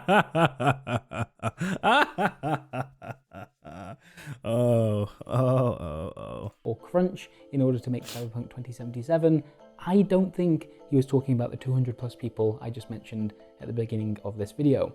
So if I'm a designer at CD Projekt Red and I say, you know what, I have kids, I have a family, I'm going to work from 10 to 6 every day and that's it. And even until the very end, am I going to be okay with that? Yes. Yes. No matter what? Yes. Okay. So you can commit to that. Yes. We've committed to that already. Yeah. In the end, that promise wasn't something he was able to keep anyway, even for his own staff. Oops, poops.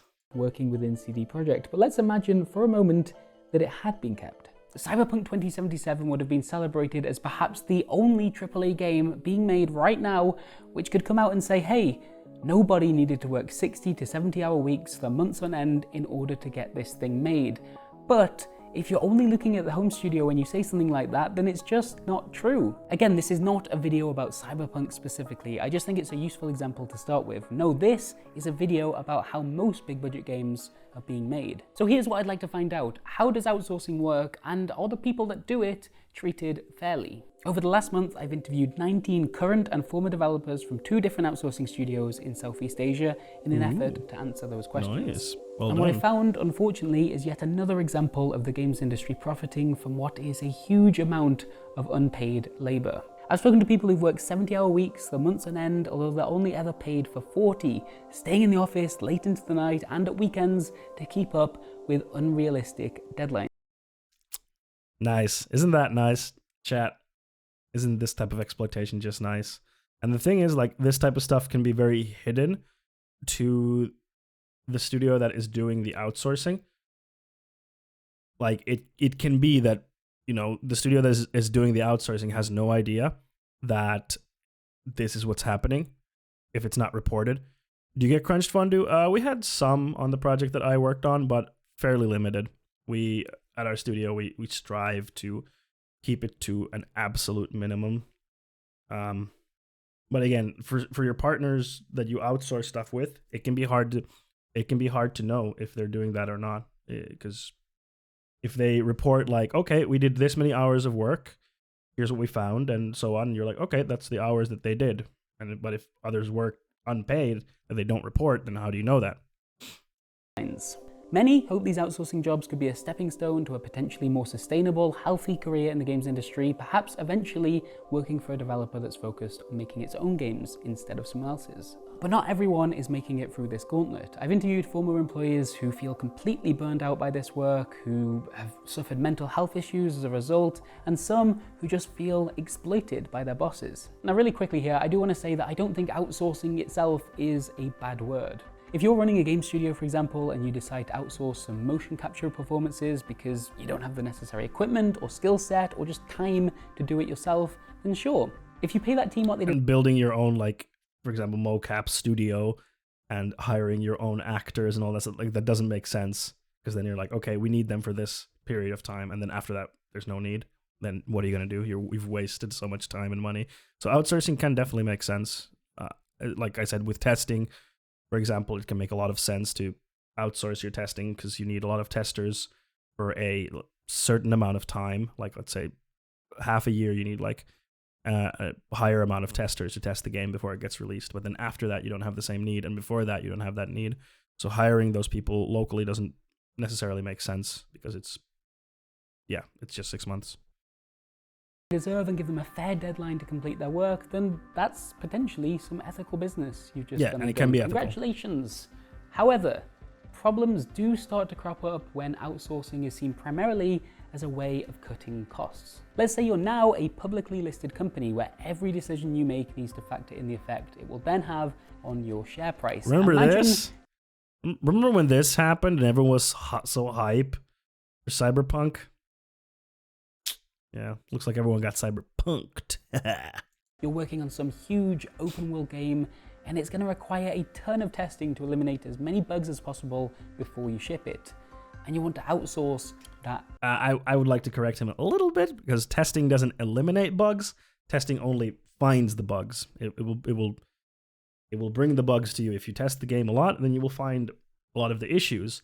But if you don't have time to fix the issues, then that's why I get really annoyed when people were like playing Cyberpunk, content creators were playing and they were like, did they even test this game? Oh, it's so buggy. Like, do they even test their games? And it's like, and it frustrates me because I know that the game was tested heavily.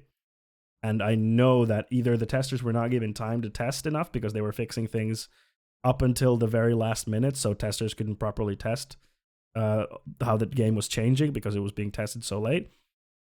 And or they did find the issues and they did report them, but then they were ignored, or there was we don't have time to fix that now, and that annoys me so much. Testing. What are your priorities here, do you think? Is it to make sure that everybody involved in the project is getting paid a fair wage and gets to go home at a reasonable hour, or do you just want to get that testing done as cheaply and as efficiently as possible, and everything else is just somebody else's problem? Because that's the outsourcing that we're interested in here. That is a lot of the outsourcing in AAA is done because of that. A, because you don't have the resources in your own studio to do something. B, because you want to do it cheaper, so you outsource it to another country. Ooh, ooh, ooh, that was a good stretch. There we go. The somebody else's problem bit. One company that's found itself fitting into that particular category is Malaysian-based Lemon Sky Studios. If you take a look at their site, you'll see a client list that contains some of the biggest names in both video games and animation. Blizzard, Bethesda, Ubisoft, Bandai Namco. You will recognize so many of the brands listed on here.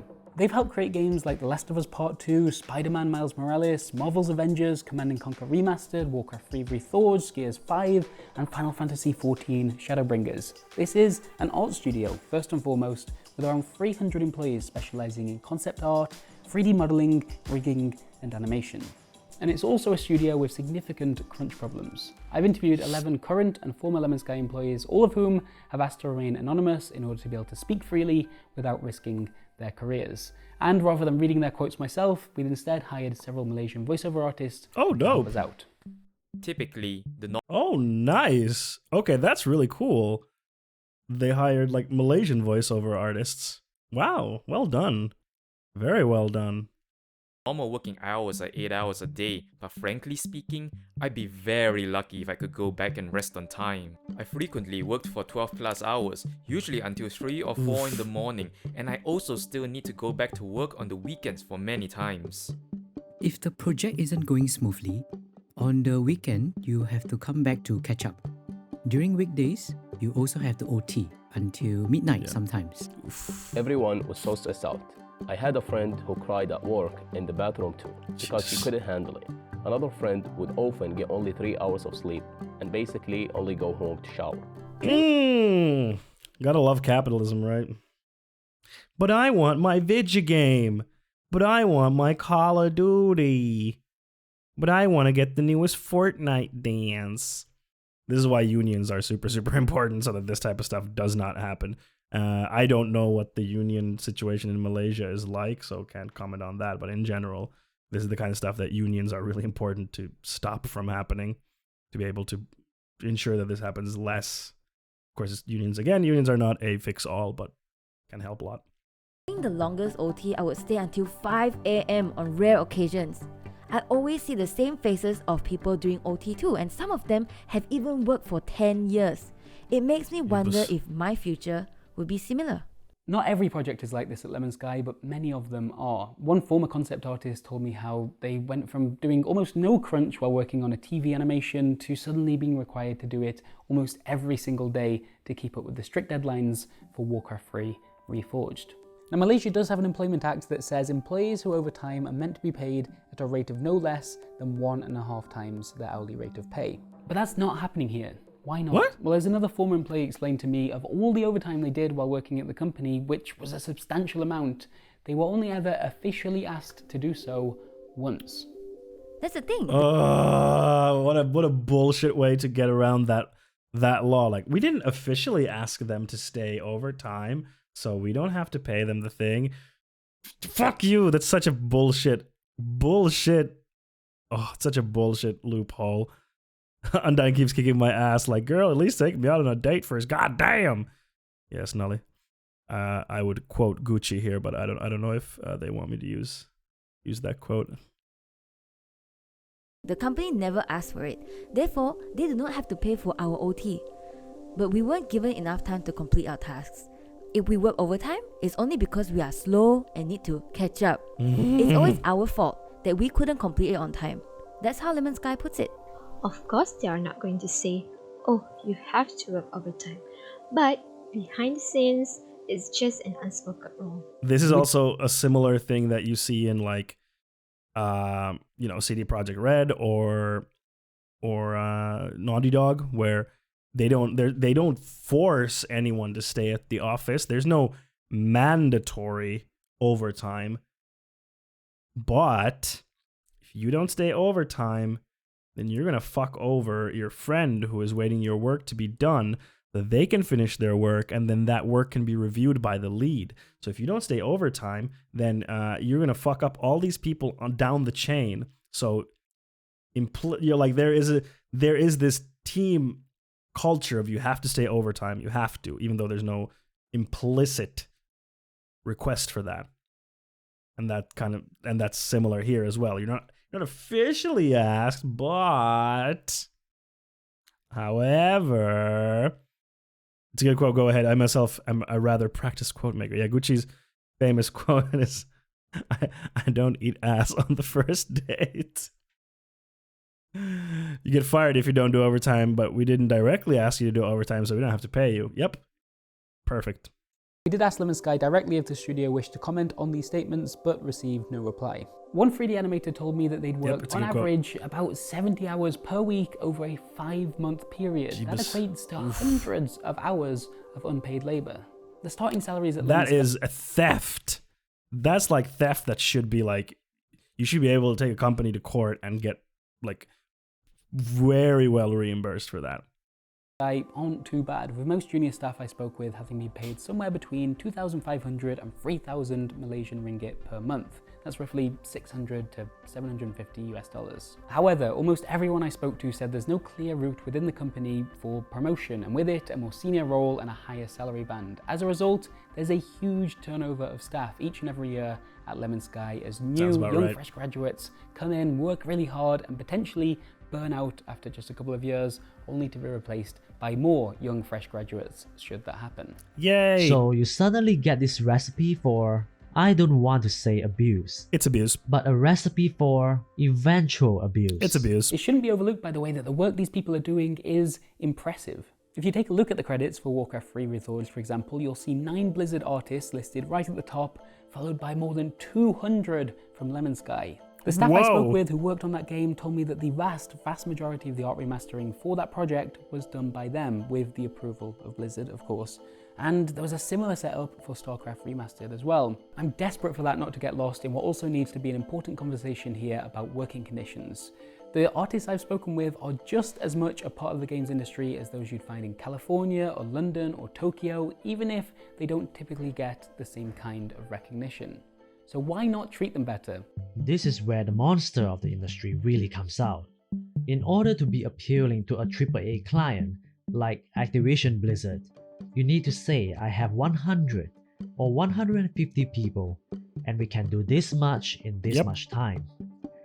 You have to show these big clients like Activision Blizzard or Ubisoft or whatever big publisher you have to show them like, hey, we have this many people, we can do all of this work and we can do it for this price, which is way cheaper than what if you would do it in-house, and to get those contracts.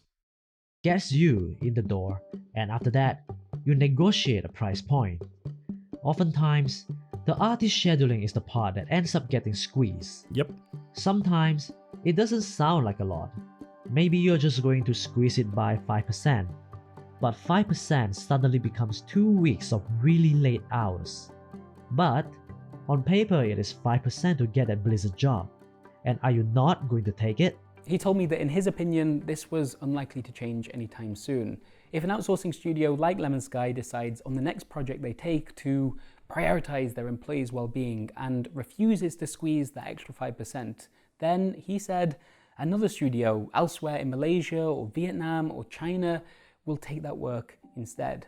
That's not to say that this company's management isn't at fault. Plenty of current and former employees believe they are, but it would be unfair to suggest there aren't also some much more systemic issues at play. Yeah, here.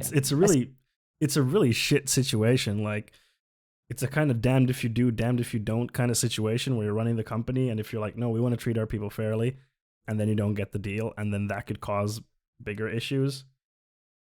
Well, but of course, they're still responsible for those choices being made. They could decide, no, we're not going to do that.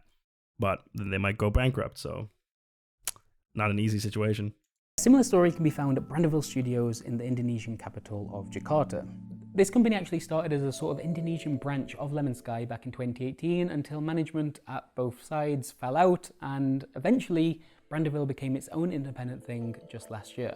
They originally helped out with some of the Lemon Sky projects like Warcraft 3 Reforged, but are now building their own portfolio of both games and TV work, including an unannounced Naughty Dog project. I felt compelled to speak with some of the people who've worked at Brandeville after reading some of the employee feedback left on company review site Glassdoor. With a current rating of just 1.2 stars out of 5, the sentiment ranges from okay first job to working here will take the joy out of making art, and ouch, hell on earth, but without the fire. I've interviewed 8 current and former employees of Brandeville who again asked to remain anonymous, and so we've hired several Indonesian voiceover artists to read their quotes. That's nice. I would work every day until like... That's really nice that they hired local voiceover artists to read the texts. I really appreciate that. That's really nice. 3 a.m. during my first few months, and when I say every day, that's including weekends. I actually lived at the office because it has its own dorm. There were around 7 of us who... It has its own dorm?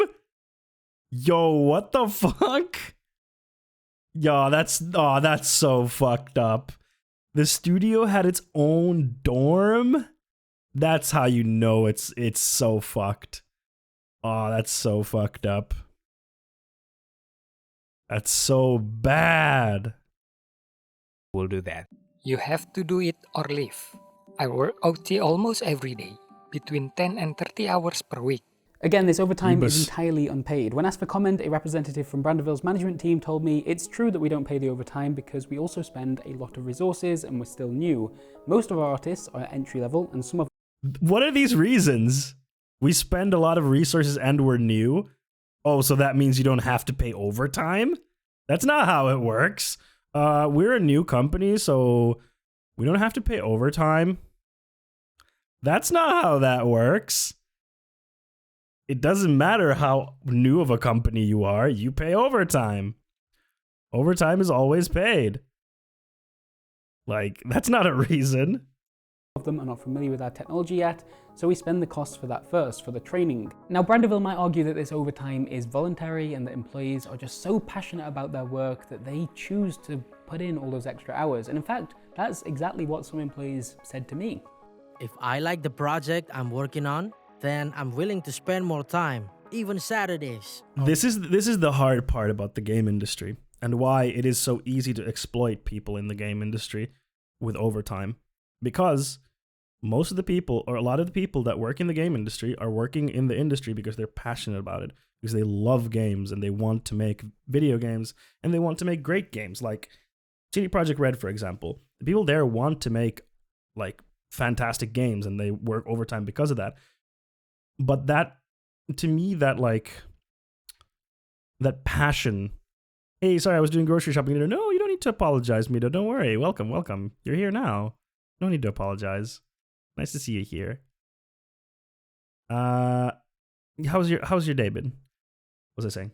Yeah, so that passion is a great thing. However, that passion needs to be met with discipline, in my opinion, because you can burn yourself out if you don't measure yourself out, because making games and being in the game industry is not a sprint. It's not a 100-meter sprint where you put in everything into one small explosive time frame. It's a marathon. You have to measure your energy out. You have to pace yourself. Otherwise, it's not going to work. And as a producer, I think it's my job to be there, like to remind people, like, hey, I understand that you're passionate about this thing, but we have to pace ourselves. A lot of times, studios like that with dorms pay even worse because they can say your pay is the dorm. Yeah, fuck that. Even if they're passionate, they should get paid overtime. Oh, absolutely. Yeah. Overtime should always be paid. Always be paid. We have to pay ourselves. Yeah. But that's in my opinion, it's important to have that discipline there to be able to say, I know you want to stay here and work really hard for long periods of time, but if you do that, the quality of your work will go down and you will sabotage yourself in the long run, because if you do long weeks, after like a very short period of time, the quality of your work will start to decline dramatically. There's research onto this done a bunch, and it takes a prolonged vacation essentially to bring it back up to the normal level. So it's about pacing yourself, having that discipline. Or sometimes I sleep in the office because I really want to finish my work. But many others described a toxic company culture that demands such commitment to the job and punishes those who don't make the right kind of sacrifice for Brandeville as a company. Multiple sources told me of one example in which 2 employees had come into work on a public holiday with the CEO himself having promised they could take the next Monday off to make up for it. The following morning, the pair received a long message from their other boss, who also happens to be the CEO's wife. It reads, "I really don't know how the situation was when Ken said switching the holiday for you. The thing is, you should reject Ken's offer." She asks how others might feel about them taking the day off, and then adds 2 other employees who she feels have been working hard recently and says they still need to work on Friday, Saturday and Sunday. I didn't exchange any holidays for them. What she then the speaks to each of fuck? the 2 employees directly. Whoa, this is so unprofessional. How do you think these people feel like? Like, what the fuck is this? To one, she says that they're new here and that maybe this has happened because they're unfamiliar with the company's culture. And to the second employee, she takes a stronger tact.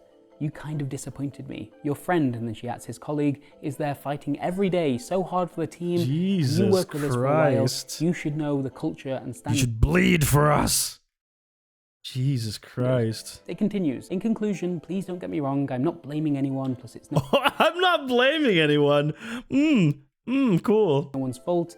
In fact, I don't want anyone to get spoiled." She then insists that the 2 employees send their own messages to another chat that includes the entire company, and for them to say that it's their pleasure to work hard. When asked about these messages, a Brandeville representative said, "I understand there must be some employees who are disappointed with this kind of policy. We always try to treat them fairly." These 2 Yeah, shouldn't the CEO be the one saying, "Hey, I fucked up. I shouldn't have switched those around. We won't do so in the future," instead of going to the employees saying, "Well, our CEO shouldn't have said that, and you shouldn't have accepted his offer, so it's your fault." Imagine how the others must feel. Now go apologize to everyone and say how you love to work here. Grovel. Jesus Christ. And then like, where's our profit share? And it's like, fuck you. Disgusting. I agree, Mita. bosses who also live at the studio on a separate floor have created... Nope! That's a no. Living at the studio? Nope.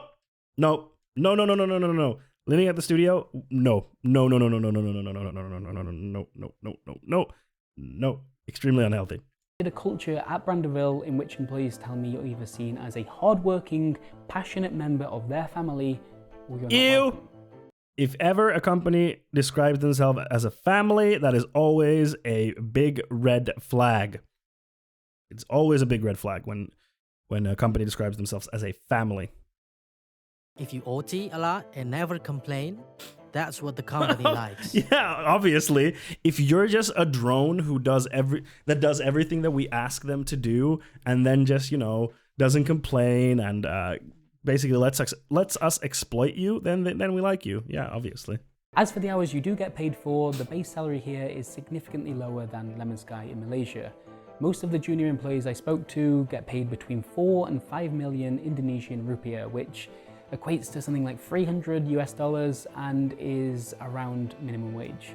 Honestly, it felt very off. That was the first thing that I realized. When I finished my first month there, I was wondering if we got overtime pay.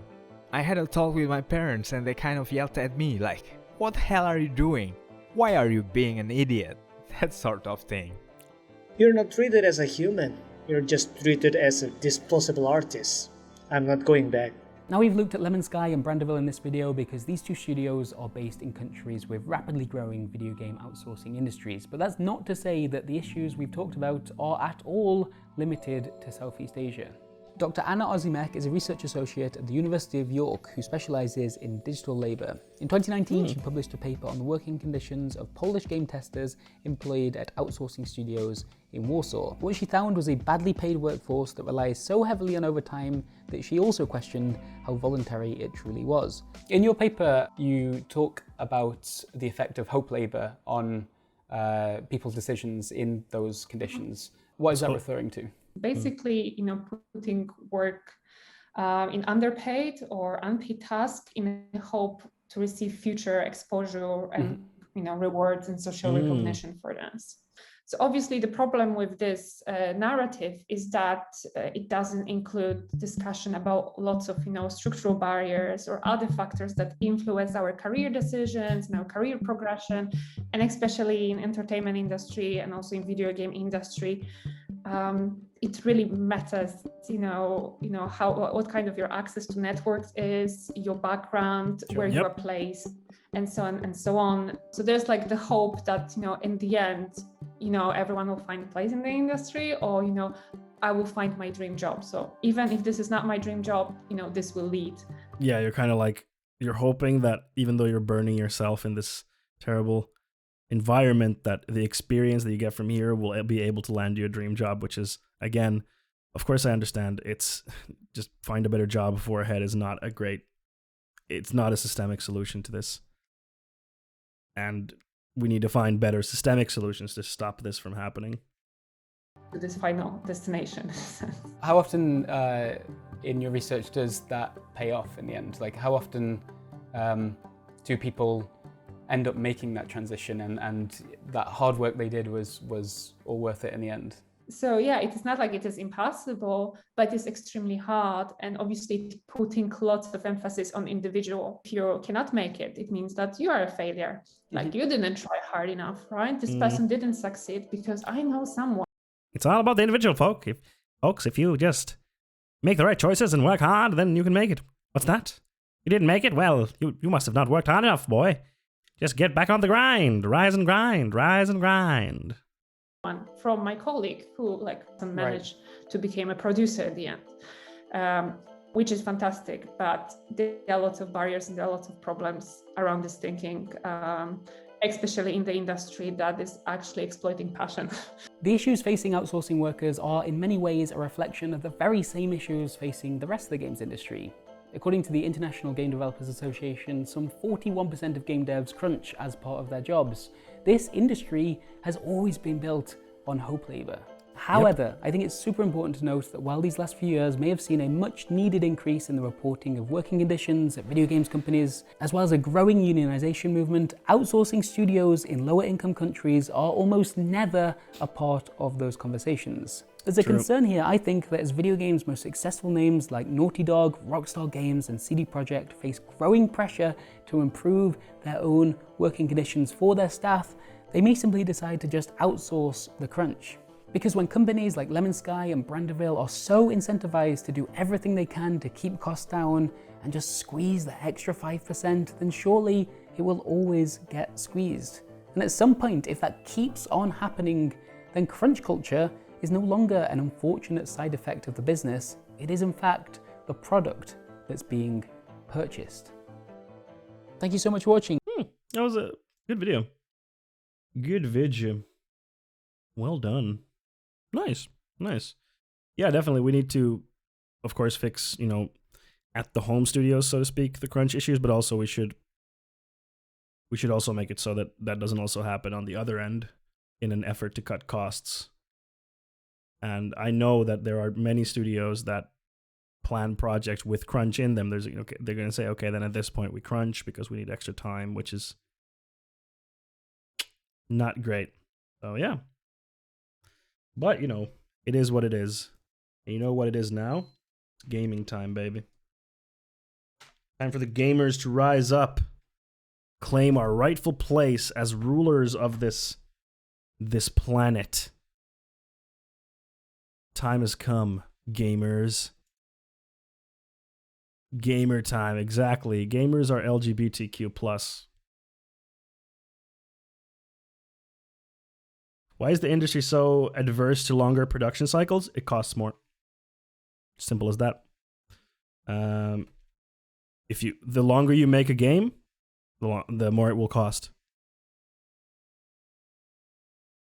And the longer it will take for you to get profit, to get money in.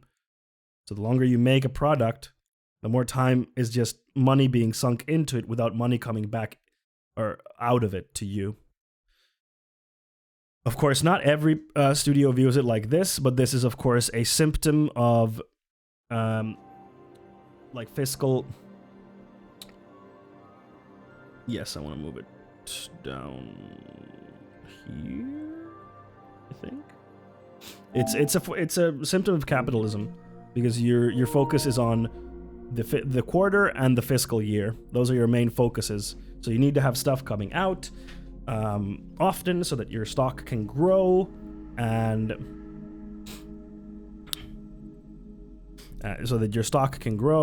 your stockholders are happy and that you can grow, because you always have to be growing. Remember, in capitalism, always have to be growing. Always growing, chat. Remember. Oops, no, I don't want to do that. That's the one I do, and then change the screen. Yeah, I'm a PS5 haver, thanks to my wonderful friend who sold me his copy, because he's an absolute Chad. Demon Souls, baby. So I completed the Man-Eater boss off stream yesterday on the first try. The first try, I was like, okay, I'm gonna do this off stream because I'll be stuck on this for a while anyway, so might as well do it off stream. First try. Off stream, I was like, okay, well. Oh yeah.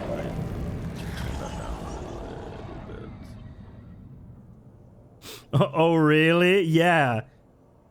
I'm not lying. I would never lie to you.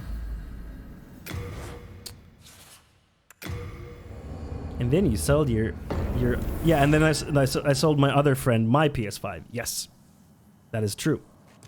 So I got my PS5 from my friend, and then mine came through like a few weeks ago, and then I sold that to a colleague. Also, do you all remember that cool looking dude NPC that appeared up here? I'm gonna run over here so you can see where I'm going. Remember when that happened? There was that NPC over here. Hold on. He was over here. And we were like, oh, he's cool.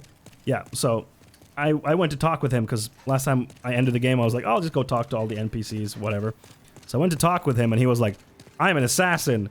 My job is to kill all the humans. And I was like, oh, okay. And he's like, and there's only one left. I was like, oh, really? And then he attacked me. And I was like, what? And then I killed him. And then I noticed that a bunch of NPCs are no longer here. And I got there was one NPC's gear was over there. And I was like, wait, did he die? What happened? Yeah, that NPC killed those other NPCs. Because he's a cool dude. So that happened. Although this lady didn't die. She just says Umbasa, and then this dude is like, I can teach you to be a church boy. But anyway. Damn, yeah. Shouldn't have saved him. Ungrateful bastard. I saved him, and this is how he repays me. Is it this one? Yes. Alright, we're going up the ivory tower. Reminds me of that one NPC in Bloodborne. Which one is that? Which NPC is that?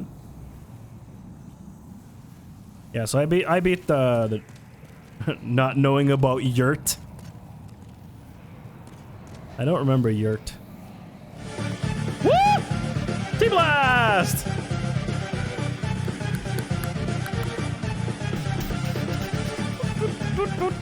Hey T-Blast! Welcome, welcome! Welcome T-Blast and the Raiders. My name is Fondue. I'm a leftist streamer. I cover news and politics from a leftist perspective, and now we're playing some Demon Souls from Mario Day. Can we get a shout out for T-Blast? Meet up. The harmless beggar in Bloodborne does a similar thing. Ah, okay. Love that animation. Thank you, thank you. The afflicted beggar. I don't remember who that is. Thank you for the shout out. Hey everyone, go follow T-Blast. He's a cool dude. How y'all doing? Good. Oh.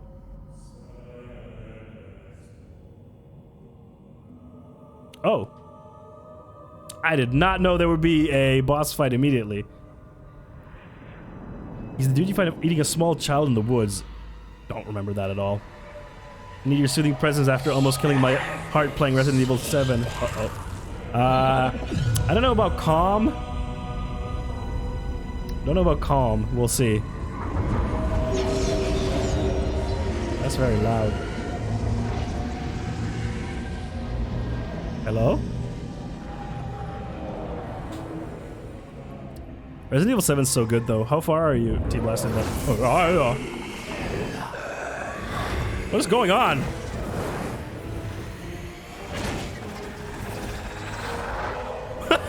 What the fuck is that hat? What is that hat? Oh, you just had a chainsaw fight. Okay, so you're fairly early on. What the fuck is that hat? Amazing hat. Uh-huh. No. No. Amazing. Fucking amazing. Alright. Fucking baby-faced goblin fools.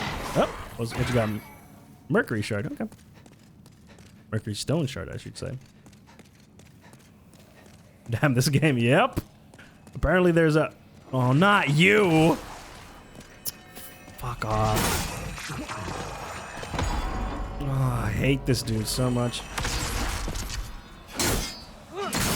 This is like 10 million health.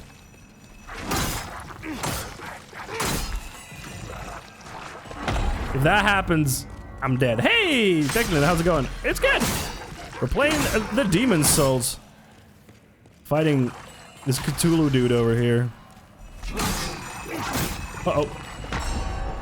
Yeah, if that hits me, it's GG's. Watch out for the tentacles, thanks. Yeah, that stuns you, and if he hits you with it, then he comes and suckles on you. Hey! Oh shit! Another 1 year. Thank you, T-Blast, for the 1 year. Woohoo! Thank you so much, T-Blast, for the 1 year. Let's get some react over there. Boom. Thank you so much. Buy torches, thanks. Ilias Satana. If you know, you know. If you know, you know. Oh my god! This is fucking... Leave! Let me go through. If I have to fight these every goddamn time, I'm gonna be very upsetty. Mom spaghetti. It's like, I can't speedrun this, because these dingoes are in my way. Don't say it. Okay, do your thing. Yaha! Oh. More space. Or that it. Oh, yo, yo, yo. No, no, no, no, no, no, no, no, don't do it! Let me move, let me move. Oh, not even close.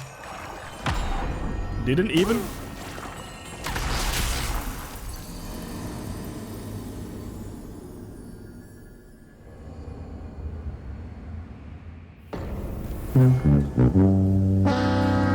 Yaha.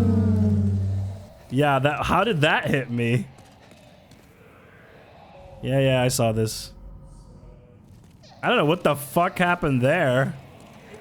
Oh, I have to fight them again. Ugh. Please give me a...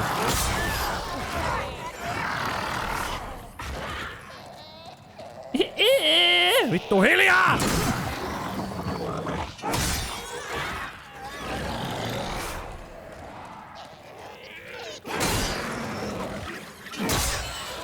Smack him. Alright, first red dude. Yeah, there is. Ay, Vito! Oh. That's fun.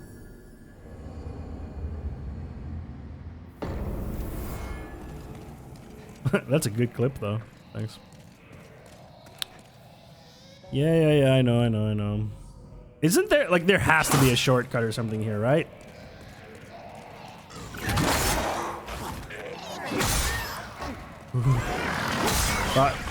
Thought he was gonna hit me there for a sec. Because, like, you can't speedrun this.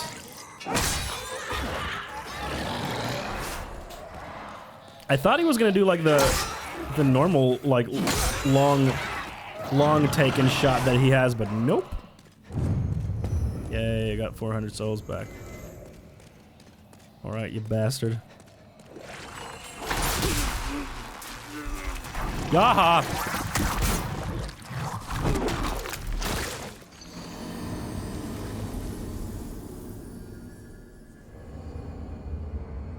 This time I didn't dodge it. Apparently. Fuck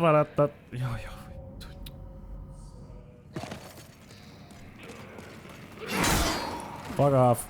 I hate you! Very cool. Yep, extremely cool. What if we put the player in a straight corridor and they can't do anything? Wouldn't that make the game fun? Hideo Miyazaki, 1876. It's a straight up quote from Hideo Kojima, 1975. Do the Squidwards have any weaknesses, or are they just mega tanks? No, they're just mega tanks. Because that's fun. At least as far as I know. Vito! A dodge too late! I hate these guys so much. I think they're just mega tanks because they're like the red version of the Squidwards. Like if they were just the normal versions of the Squidwards, then it wouldn't be as hard. But they're the red versions, so they don't get... They're like extra sturdy, but they don't get like the stuffs always. This area really sucks ass. It looks great, terrible to play. La la la la la la la la la.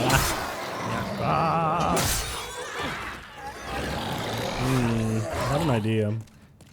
I had an idea. We'll see. Alright, you tentacle bastard. Like, see? Him don't get stunned because him is too... Ha ha! No stun because he is 1 million power.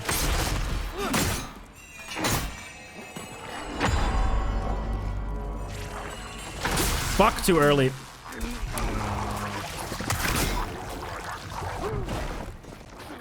Ooh. Nice penetration. I'm just thinking... I'm gonna go check on one weapon that I have. It might be better against these dudes. Maybe.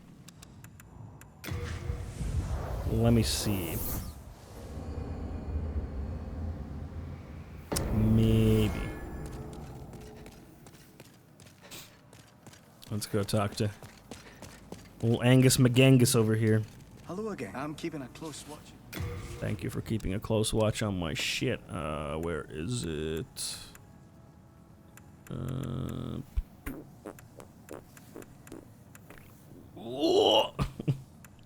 Where are... Oh, this one. The Great Axe. The Great Axe might be better. Club! Club hit hard, Grug. Wait, who's playing music? Gold. Don't let them take it from you. Was there music always here?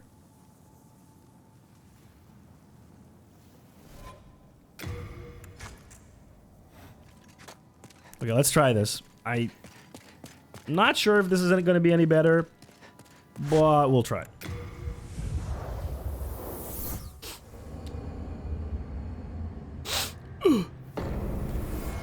Yeah, boy. Let's see. Let's see what it's going to be like.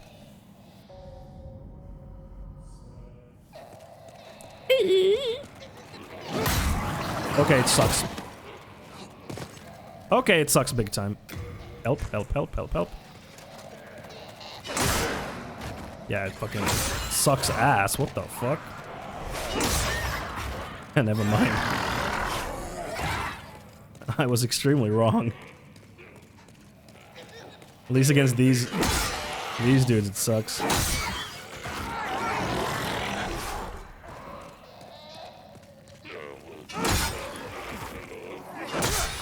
Why they gotta be crying? Why the fuck you crying? Oh my god. Stop fucking crying. I just want to give it a quick try.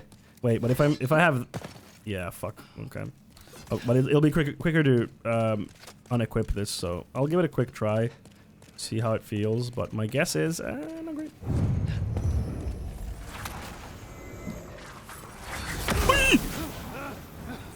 Oh, that went well. I hate these dudes so much. Can someone check if there's like something they're weak against? Can someone please check that, because they're so annoying. Or maybe I could wear some other armor that would be better. Good try, thanks. I forgot I can't dodge. Can someone check if there's like an armor that's better against them? Maybe there's something that gives me more magic protection. That would be better against them. They're weak against you being good at the game. Oh, really? Did not know. Good one. Thank you for that epic gamer tip. Yeah. That's that. Holy shit, I can't dodge. I forgot. It's kind of better though. It did more damage. It did do more damage, I think. I have an idea. I think I'm gonna switch back to my old sword, because I think what they're... You can also get the Thief's Ring and stab them in the back for a critical strike. Yeah, how am I gonna get behind him? How am I gonna get behind him? I literally can't get behind him. There's no way for me to get behind him in that situation.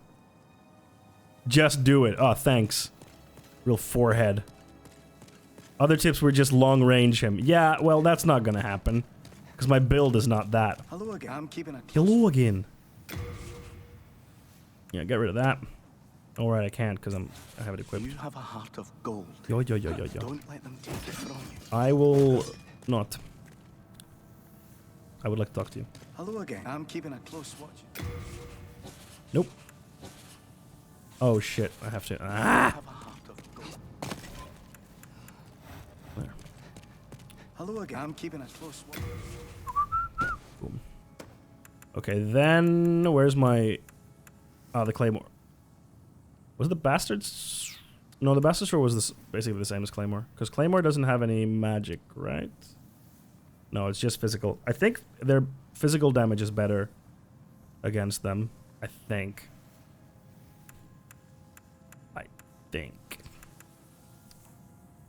Oh yes, Storm Ruler is more stronger than the Claymore is.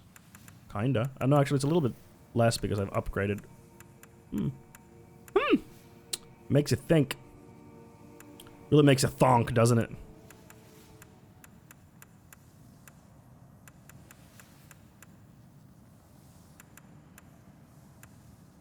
Club strong. Use paralysis attack and big hammers or axes with Eternal Warrior's Ring. What's paralysis attack? The fuck is that? Never even heard of that shit.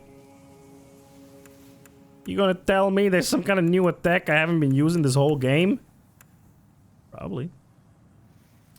Do I have the Eternal Warrior's Ring? I don't think I have that ring. Okay, let's try the Storm. Storm baby ring. Storm baby. I am the... Oh right, it breaks in like 2 hits. That's why it sucks. I was like, there was a reason I'm not using Storm Ruler. Right. Hello again. It breaks in 2 hits. That's why you suck. Okay. Then Claymore it is. You have a heart of gold. I think the holy damage is not good against it, so we're gonna go back to the old school, baby. Dragonbone Smasher is apparently good. Dragonbone Smasher, hell yeah. What's the Dragonbone Smasher? Like, what is that even? I'm already using the Ring of Herculean Strength. What was the ring you said? Eternal Warrior's Ring. I don't think I have that ring. How do I get that? No, I don't have that ring. How do I get it? What's Dragonbone Smasher? Is that the dual fist thing? Hello again. I'm keeping a close watch. A weapon, I think. Yeah. Is it this? No, that's Hand of God. I don't think I have the Dragon Bone Smasher, whatever that is.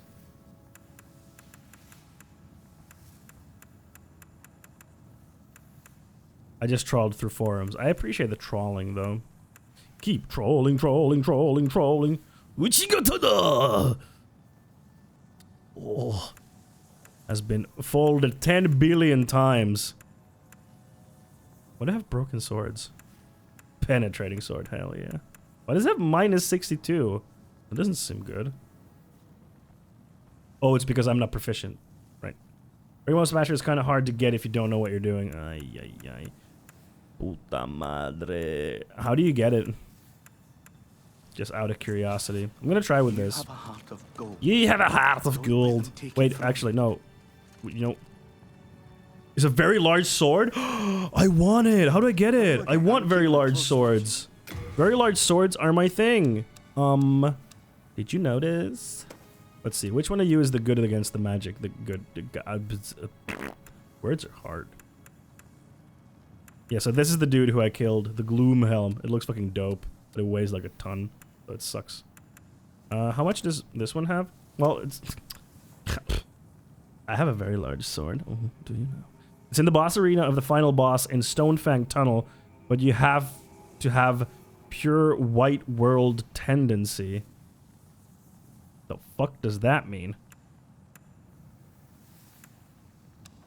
Sounds like a fucking... So how much does my current one have magic? 27?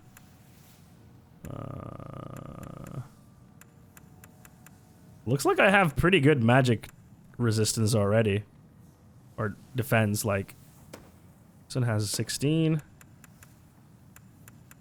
Yeah, like, I have pretty good magic resistance already, so I can't really upgrade on that front. Like, this one has a little bit better.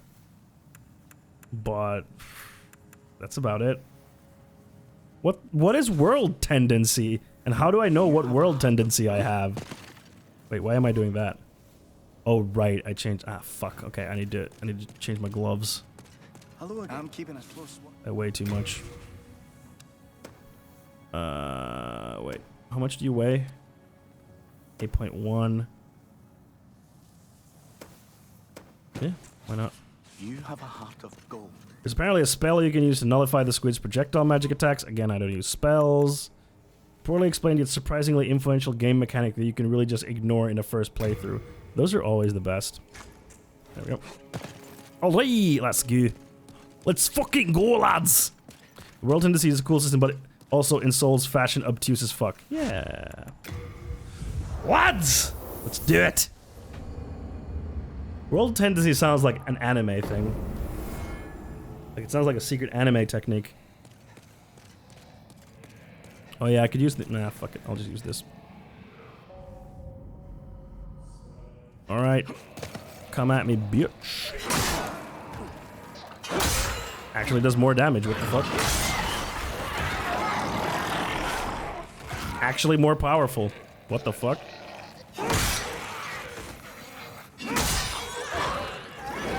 That feeling when you run towards a hard boss with new gear and still lose. Yeah, the problem isn't the boss though. The problem is the small dude over here. Also, Lucky J, welcome to the stream. How's it going? No, the problem is not the boss. The problem is this fuck. Oh right, that's a problem.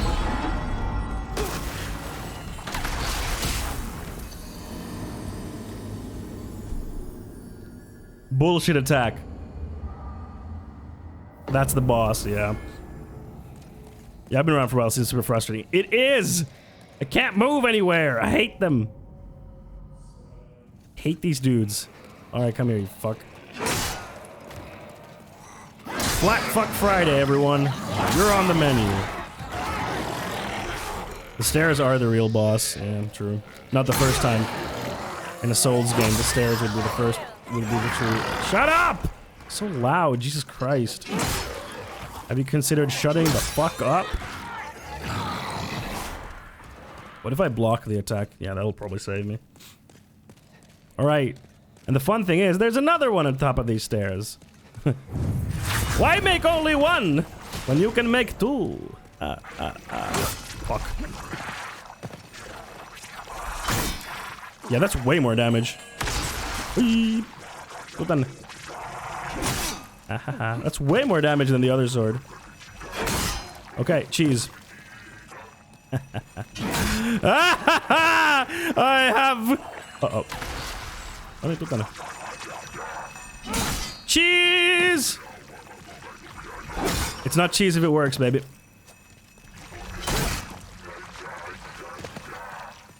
Yeah. Hey! No! He was supposed to move! Outplayed! No!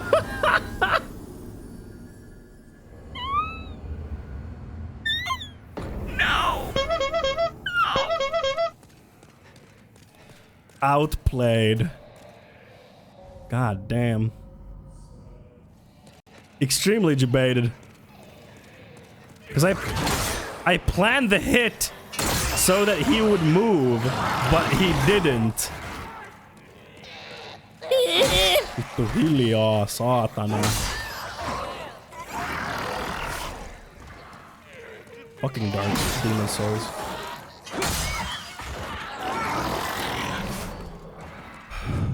Okay, come here. I love you. Oh, right. Come on.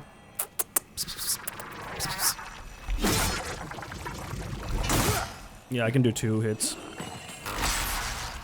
Eep.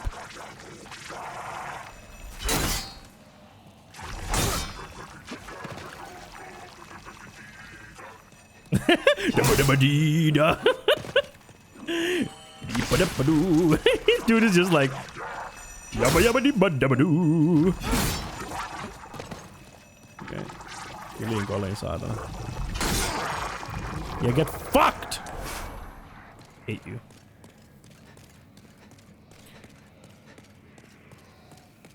Then the second one. Hi, I'm Hidetaka Miyazaki, creative director of the Soul series. I'd just like to say I love fucking you over. What's that thing in Finnish you keep saying? Vittu, it's just like fuck. But then I keep saying that they're making a lot of noise. I'm just like, hirveä metele. It's like a lot of noise.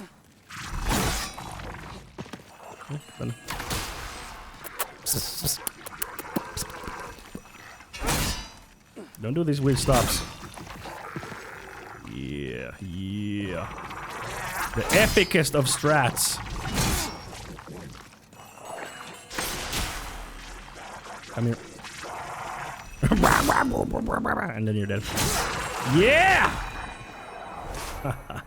Outplayed. Easy. Easy clap. Easy clap. And are you gonna give me a boss now? There has to be a shortcut here.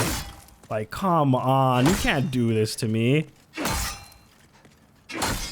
There has to be a shortcut. Okay. 0 deaths, truly. I think I'm gonna keep the sword because I have a feeling that it's gonna be the same issue with the boss. All right, let's do the Stone of Ephemeral Eyes. Whoop. Let's change our ring because we don't need the cling ring. Sure, why not? 0 death run. Let's go. Yo, old monk, what up? Nice hat. Uh-huh. He got those claws. Ah! Dude's hurting for his squirting.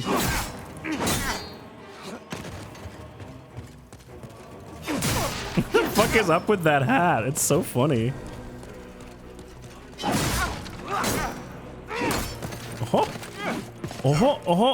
Hey, what's that? Ah, that's what that is. No orbs. Your damage is very low. I don't care. My damage is just right.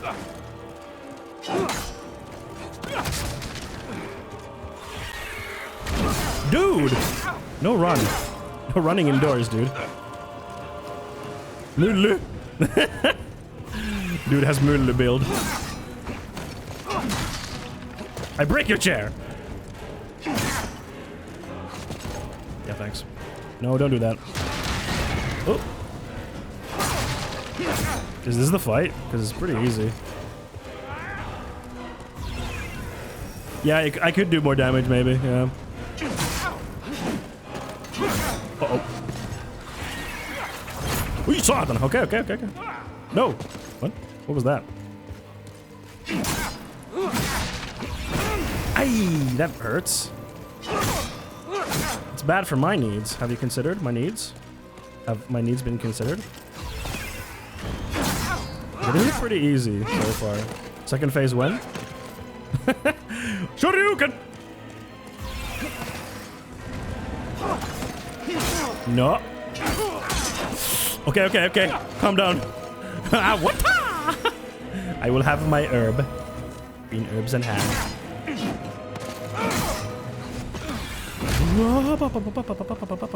Pow! Ala tuttan.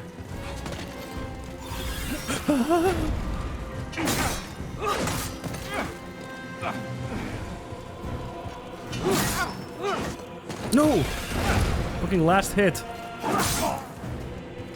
That could not have been the boss. Way too easy.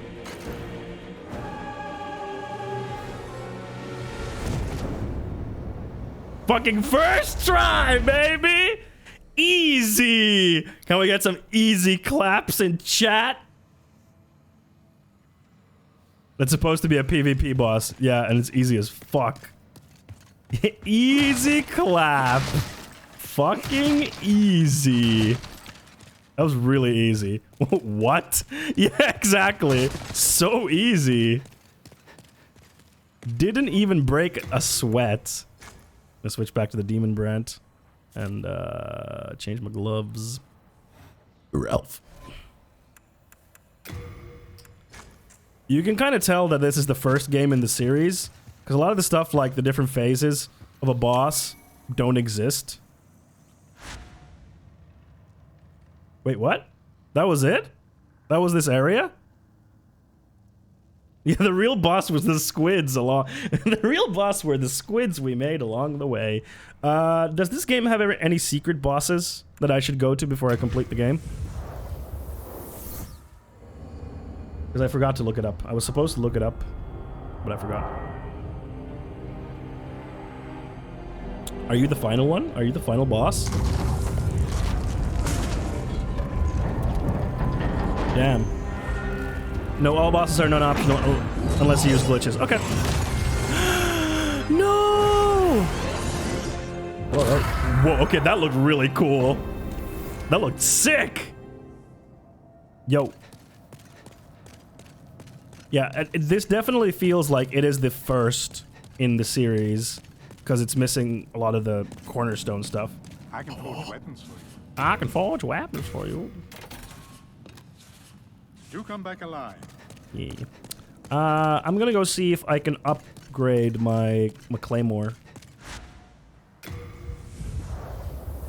I might have enough to upgrade. Oh no, I didn't need to go here. I can just upgrade it with. Ah, fuck. Oh, this was dumb.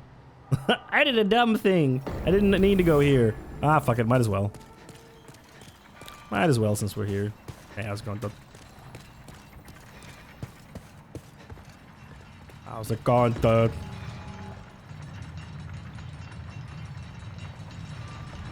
Elden Ring news when? Play Kingsfield next to get the Souls experience before Souls. I'm alright. Is it for PS1? Or is it PS2? How's it going, dudes? Staying away from the pussy. Hey, Dorpin, how's it going? Elden Ring news when? Apparently, there was an Elden Ring trailer that leaked. Yo, what's up? If it be a blacksmith. Aye, 'tis a blacksmith, indeed. This one we can't yet, I think. Because you need the soul brand. And I think you only get it on the second playthrough, so... What about this one? Can we do this? Claymore 3... No, I need more hardstone shards. Bah!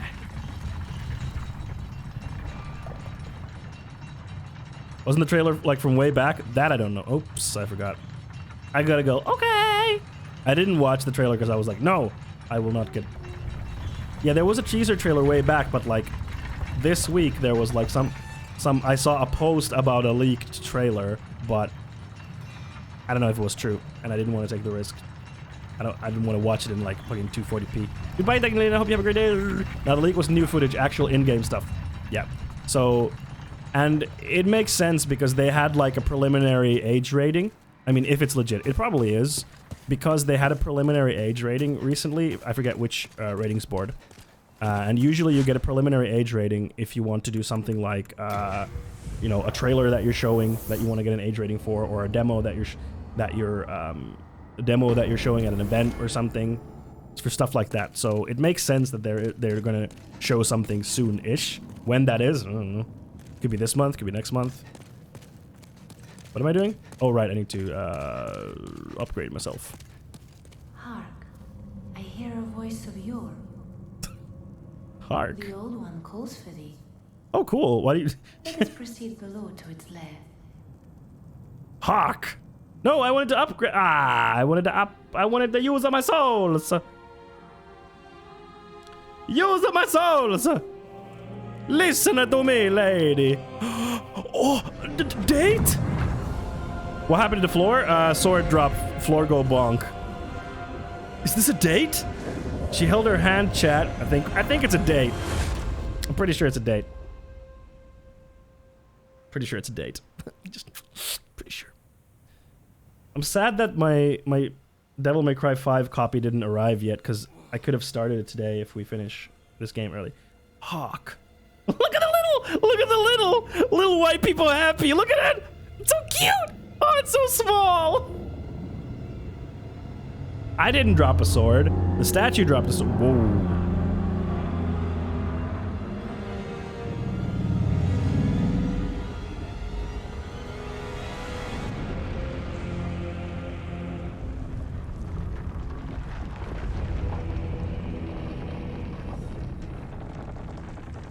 Statues can't drop swords, they're statues. Well, you can check the VOD. Uh-oh.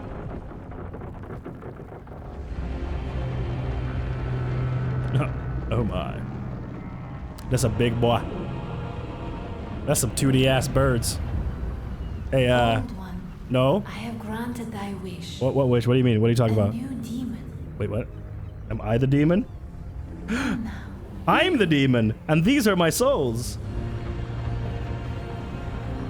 I was the demon all along. This is a big boy.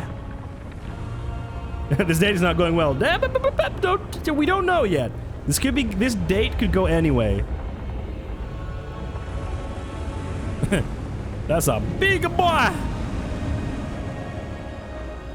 Are we gonna go inside of the thing? Are we gonna fight her? Is she the final boss? Are you the final boss, milady? Milady? Let me just have a look around. Okay, we got a stone over here. No, I don't want to return to Nexus. I want to have a look-see. Now that sword can break like a little. Okay, I feel like we're gonna have a fight here. Something tells me that we're gonna have a fight because this area is very, very big. Just, you know, a wild guess. Yeah. Alright then. Time to fight the demon. I am the demon. And these are my souls.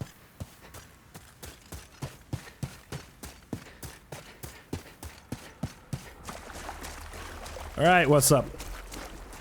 Can you do the level up thing once more? I got like a bunch of souls. Let us proceed below to its lair. What about leveling up? Let us proceed below. Okay, well I guess not then. Just gonna... Cool, alright. Come in! Alright. This place looks bonkers. I like it. It's cool. Hello? Hello? Anyone home?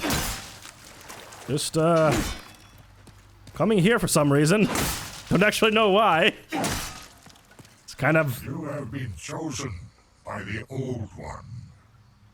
Will you seek the everlasting demon souls Or has the monumental blinded you? Whatever your choice, you are our first visitor. May you be welcome here. Okay, thanks. Could get a gardener or something, you know. Ah, it's boss time, baby. Is it final boss, King Alan? Surely you have seen for yourself the pain and suffering that fills this world. But God is merciful, and so created the Old One, a poison to the poison. But what's... The Old One will feed upon our souls and put an end to this tragedy. Okay.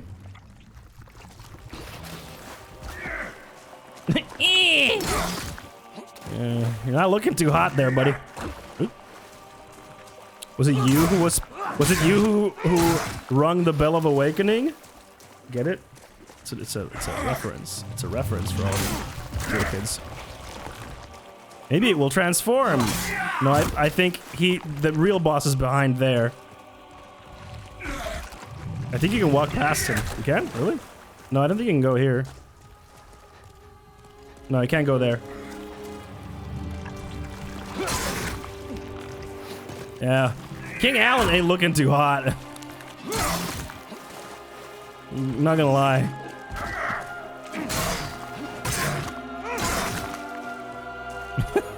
King Alan just became a goop. What happened to Alan? No idea. No idea. He became goop. Oh, he has the other sword. Then I can make the mega sword. Ah, he has the soul brand. Yeah! You fool. What? Don't you understand? No one wishes to go on. Okay.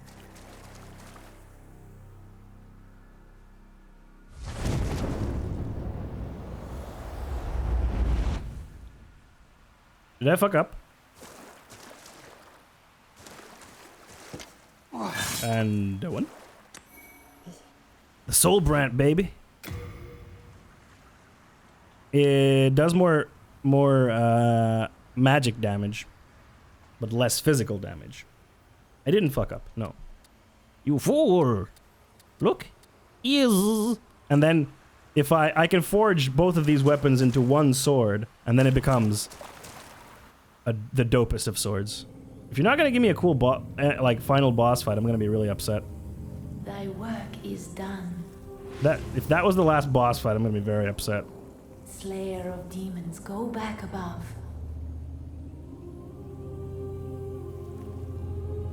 They will become scissors when you combine them. The Nexus shall imprison thee no longer. Oh, cool. I think.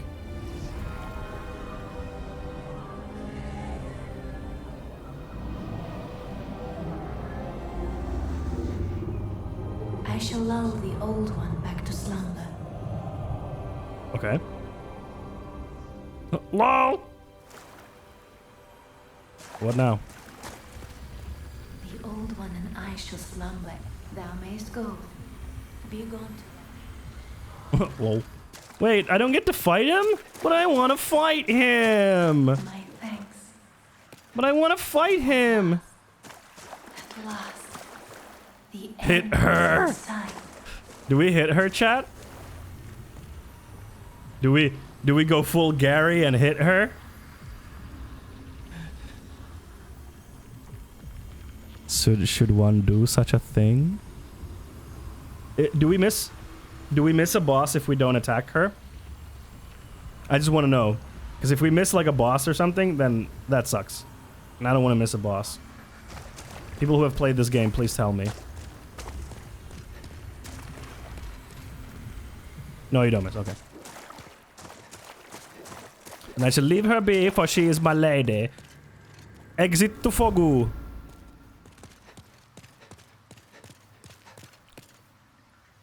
Oh yeah. Give me the boss. Final boss. Let's go. Give me the final boss. Look pretty dope. Not gonna lie. My laddie.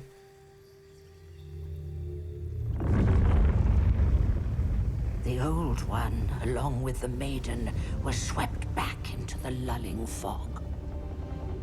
Boletaria was spared from the demons, but also lost its knowledge of the soul arts. I think that's a fair trade. The souls lost during the pandemonium were never retrieved. Yeah, what are you gonna do? And today, the unstable world has another monumental to hold its fabric together. Is it me?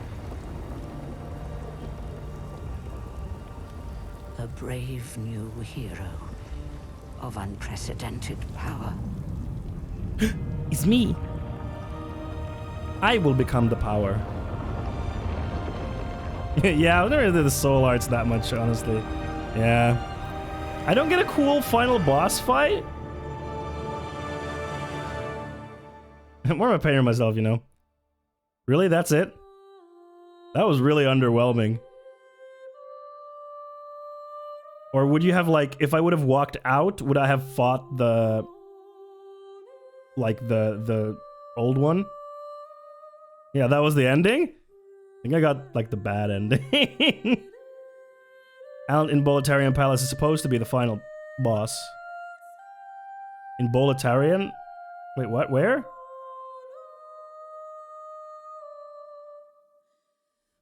Alan in the Boletarian Palace?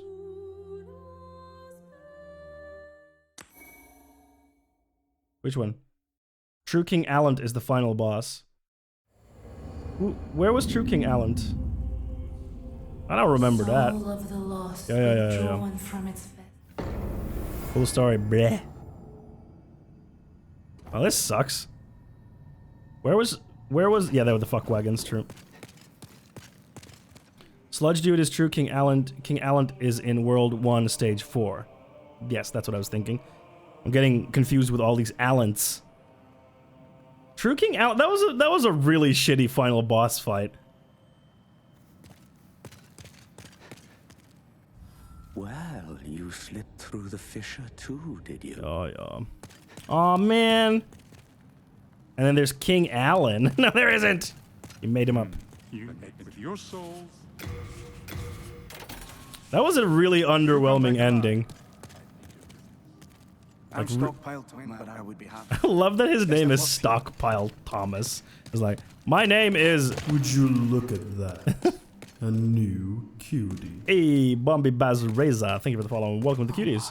How has this happened? Has God abandoned us? Yeah, why not? Bazaar! Really underwhelming ending, I gotta say. Extremely underwhelming.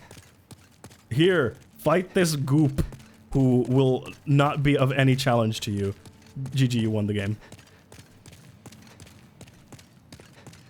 Oh yeah, he died. I was like, what happened to him? Oh yeah, he just died because he was like, I'm bored or something. I was like, eh. You just don't know the lore! Yeah, I don't care. Was the boss before the Goop King hard? No, it was really easy. The final boss of the Man-Eater area was really, really easy. Like, super fucking easy. I beat it on the first try. Like, that's how easy it was. I'm just too good. The Covetous King. I'm gonna go here. The Archstone is sealed! You can do any of the worlds in any order. Yeah, I know. Except... not this one. The Hidden Archstone. You did it. You truly got good. I did. I did get good. I'm sad that I don't have DMC 5 yet. Except you have to beat at least one other world before you can beat World 1-4. Yes. That's true. I'm sad that I don't have DMC 5 yet, because it was supposed to come in my mail, but it has not arrived. Yo, what's up? I'll just play New Game Plus a little bit. Because I ain't got nothing else to do. Yeah, there's not really a final boss you can do them in any order. Yeah, but I wish there would have been, like, one final, like, triumphant, like, boss, you know? But no. And all of, like, all of the, like, the final Yeah, it threw me into New Game Plus immediately. And all of the like final area bosses were kind of meh, except what was his name? Not True King Alan, but not True King Alan. The one with the wind powers. He was cool. That was a cool fight. But like the big demon dude, eh. No, sorry. The big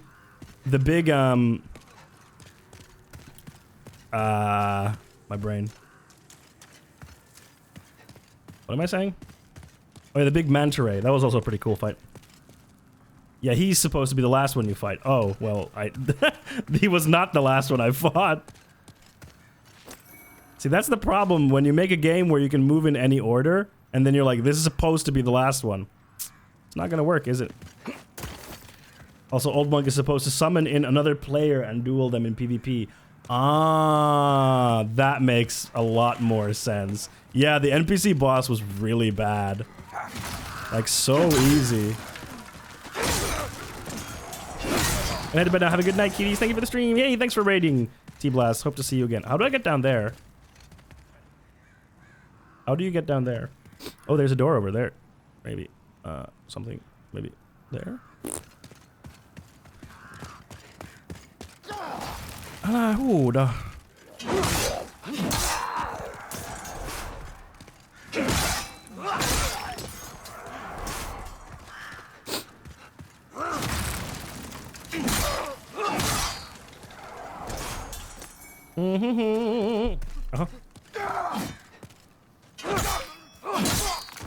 Wasn't even looking.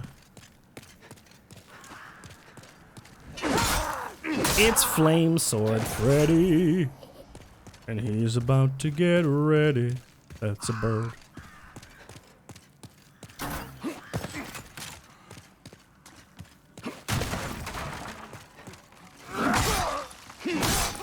Oh, there he goes.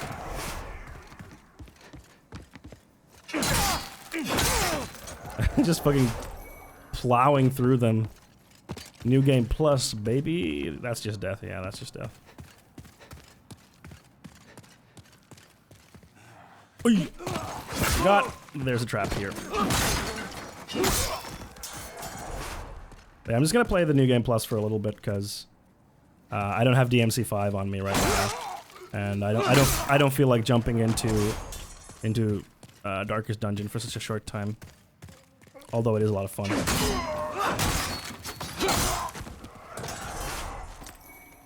Remember, kids, swinging a weapon wildly in hopes of hitting your enemy, not the best strategy. Not the worst, but not the best. Just to let you know.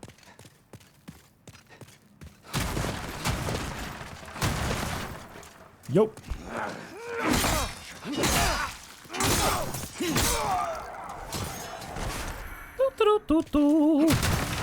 But this was a good game. It was a good game. I do hope do hope that it would have had a little bit more of a triumphant ending than that, because it was a pretty lackluster ending. It was a pretty lackluster ending, I'm gonna be honest. But now we can move on to something else that's difficult and will make me scream in terror and pain. Nope. Not gonna do that. What's the next hard game that we're gonna choose? I should play Dark Souls 1 at some point, because I've never played Dark Souls 1. Should play that at some point. Some point. You try finding the coins and buy the key from those crows to see what's behind the mystery door. It's probably not worth it, to be honest. There's probably something like super, like, it's like, oh, you get like more souls or something like that. It's just like, whatever, who cares? Like, I bet it's something really minuscule. What if there's ice cream? Well, I have ice cream at home, so it's all right. Hey, what the fuck, man? No. You stop that bullshit right now! Where's the rock?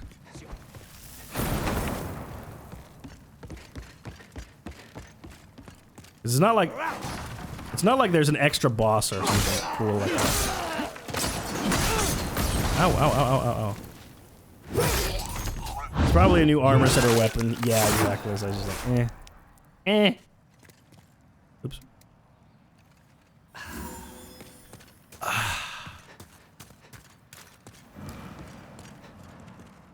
Right.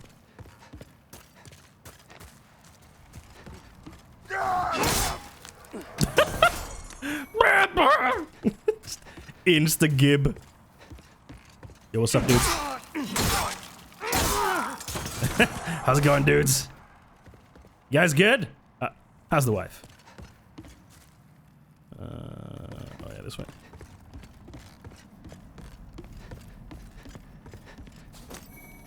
Yoink. He has the rock here, right? Yeah. Whee! There he goes. Can you smell what the rock is cooking? Fuck you.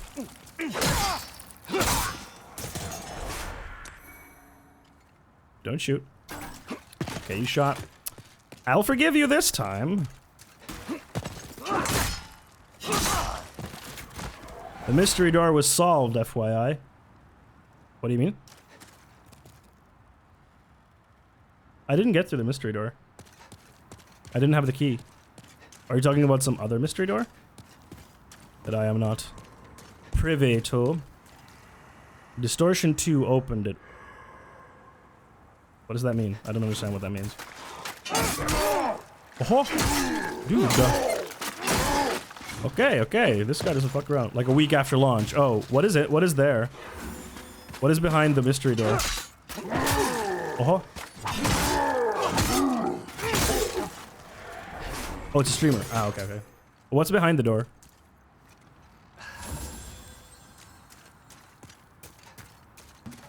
What's behind door number 1? The penetrator's armor set. Oh, okay. Who cares? I do not care. The penetrator was a cool boss, though. Cool boss design. Liked it.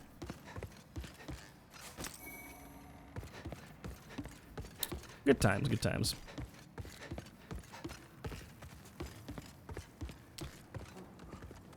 Do the thing.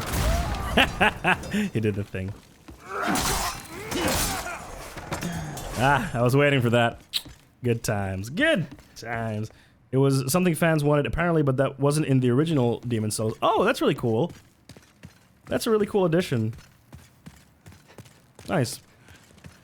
What about the area where you have to have the whole outfit for the hat that makes you laugh? Oh. That area? What about that one? What's up there? Is it just some more armor or something? By the way, thank you, Armored Caster, for dropping all the deets. I guess, like, that's a cool little thing for, like, the true fans. Nope.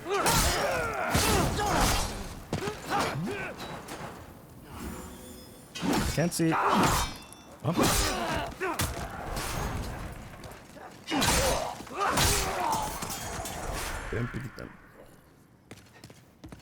Magic trainer NPC called Uria. Okay, so completely useless to me.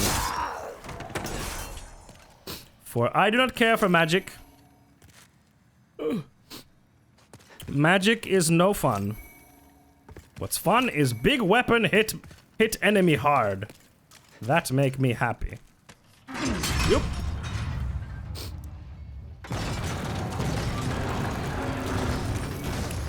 Shortcut. We can go back now and then level up lady is gonna be there, right? She's gonna be like, hello. Armor plus casting, best. Yeah. Big weapon best. I like big weapon. Hit strong. Hit strong. I'm very grug when it comes to my souls playing. Big weapon, hit strong.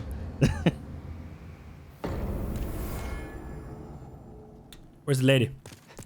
Where are you, level up lady? Or was it so that level up lady doesn't appear until we beat the first boss? Or am I remembering this wrong? Or did I have to go talk to the creepy kid first? What was the thing? There was something that you had to do.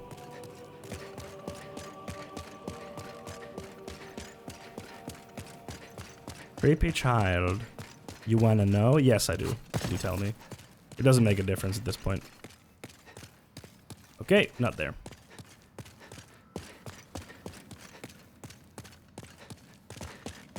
You have to be phalanx. Okay, yeah, that's what I thought. I have so many souls. Ah, I don't want to run around with 64k souls. It's extremely upsetting. Makes me feel uncomfy. Yeah, might as well. I can forge weapons for you. You want phalanx cheese? No, the boss is not difficult. You come back alive. So is there another boss still, or nope? It's just New Game Plus now. I'm just playing this for funsies, just to hang out with you, all your peeps. Because it'd be fun to get to the forge dude, because then I could make my mega weapon.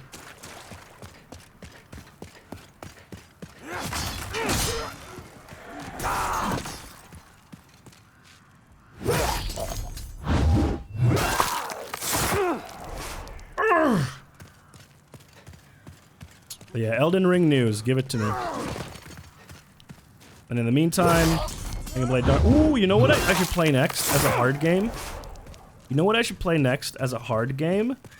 I should play Nioh 2. That's what I should play.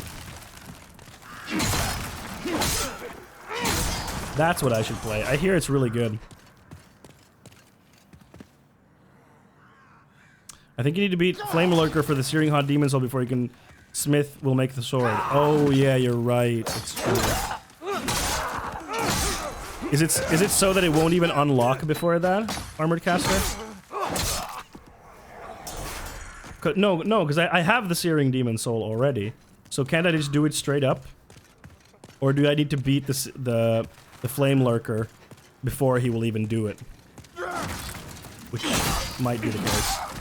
But I already have the soul. Oh no, because I gave it to him in the previous playthrough. Ah, you're right, you're right. You're right. I do need to beat the Flame Lurker before that. You were right. Yes, you are correct. No, you're right, you're right. You're right, Armored Caster. You're right. Hey, how's it going, dudes? Oh, saw them. Well, what's the gun?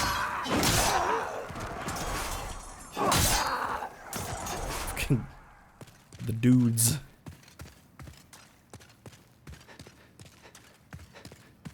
But yeah, I should play Nioh 2. Is there anyone here who's played Nioh 2?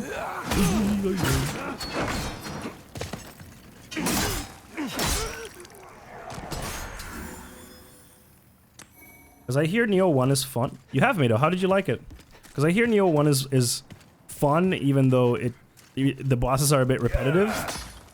But I heard that Nioh 2 fixes most of Nioh 1's issues, and it's really fun. But I haven't played. But I could get it for the PS5. It's neat. Liked it more than 1. Yeah. You should play some terrible game at some point. Yes. At some point. And then we're going to start Devil May Cry 5. I'm super excited for that, because that is... Oh, Sonic 06. Oh my god. I could actually... I could physically play it because I have an Xbox 360. Or the Cats the game. Yo, show me Cats the game and I will play it.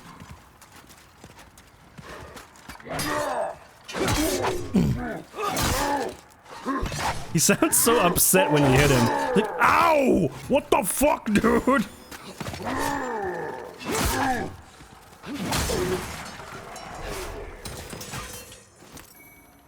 Thank you. What was I gonna say? Yeah, Nioh 2 would be fun. Oh yeah, I'm really looking forward to Devil May Cry 5. Turpini, you need to be here when we start Devil May Cry 5, because it's gonna be a mul type of game. You're gonna love it. Like, 100% you're gonna love it.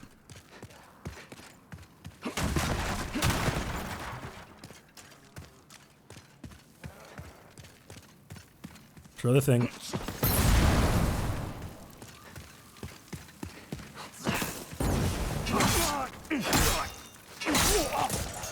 You played DMC4, none of the others. DMC4 is okay, but DMC3 is like the classic. And from what I understand, Devil May Cry 5 is really, really good. Ow. Nintendo cats? Good one, Doomy. Yeah. I'll play Nintendo cats.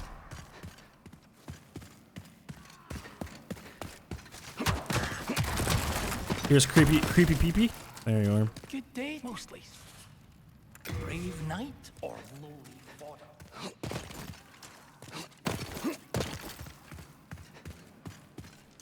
Is Nincats a thing too? No, I think it was just Nintendo dogs. But, or is it? Wasn't just Nintendo dogs plus cats or something? Isn't it? But wasn't it called like Nintendo dogs plus cats? It had some weird name. I think. Oh no. Now the fun begins. Yeah, that was the thing.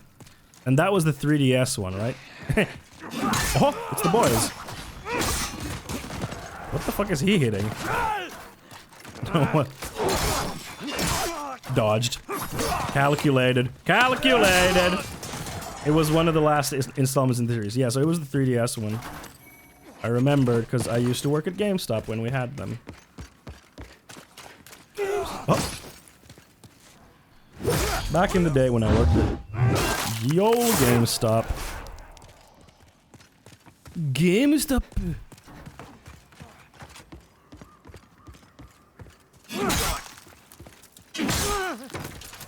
Whee! Kame stop.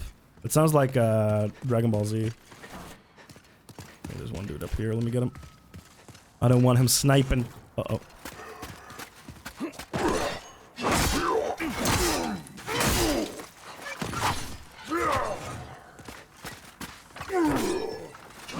Oops. Where am I? Oh, okay. When I got my first Nintendo DS, it came with Nintendo. Hey! You can't heal! Dude is cheating!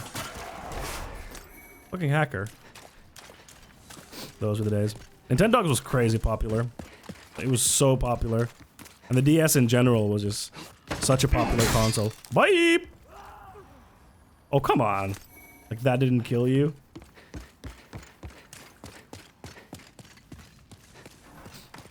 Remember the DS, the DS meme? Like, it prints money! And then it was printing money. Remember that?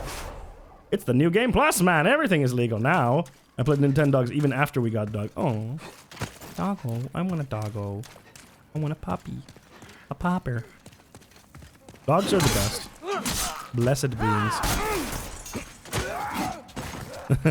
The furtive pig. The furtive pygmy so easily forgotten.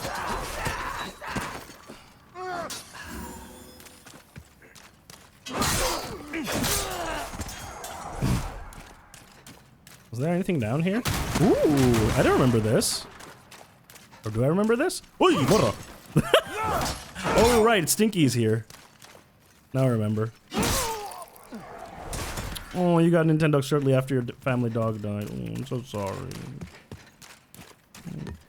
Dogs dying is like, why? This is the cruelest of cruelties. Look! Look at my souls, everyone! 69. Nice. Get some nices in chat. Come get me, bitch. Oh, I thought he had the... Fuck.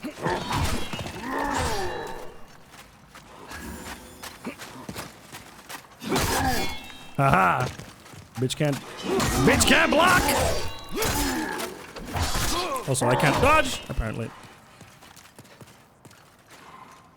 Ow. Oh.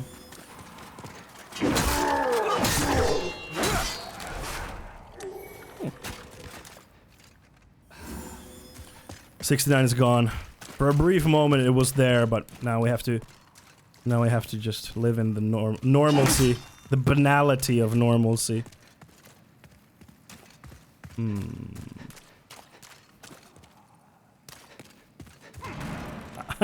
Yo, what's up? Fucking dynamic entry! Who remembers that meme? Oh, don't do that. Who remembers that fucking old ass meme? Dynamic entry! Old meme. An ancient meme. Oh shit, right. Hold on.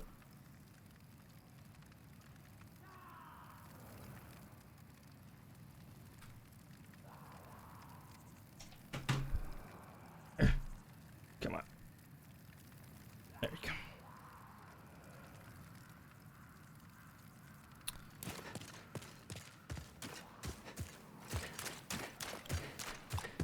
Or, you know what I could also do? I could get back to Sekiro. Cause, we played Sekiro. Like, right before Crimbus vacation. I could get back to that. The old meme house would make a great name for old-timey style ale house. Yes. I don't know why that, like, old-timey style house ale... Oh. Fool! Thought you'd get me with your little tricks. You didn't finish Sekiro? No. I only played it like once on stream. Because it was right before Crimbus. And then I never finished it. No, what's... Oh, come on. Oops. Nah, well, never mind. I could have thrown a firebomb there, but I don't have it equipped, so fuck it. Jesus. I'm just so angry. You're gonna start Sekiro for the first time this weekend. Oh, you're gonna start. Okay, so if we're voting, I don't want to see spoilers. Not my stream though. You do you. Yeah, no worries. I don't know yet. Not gonna start it now, cause don't feel like starting anything new now. Might do it, maybe not. I felt like I watched you defeat the carp already. No, I have no idea why you imagined that. We didn't get anywhere near that. Like, we beat the first two bosses and that's it.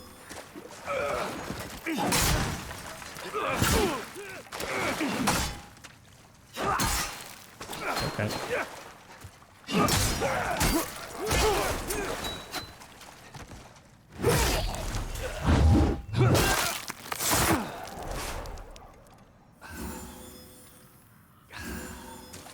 Sekiro's great though. I really like it.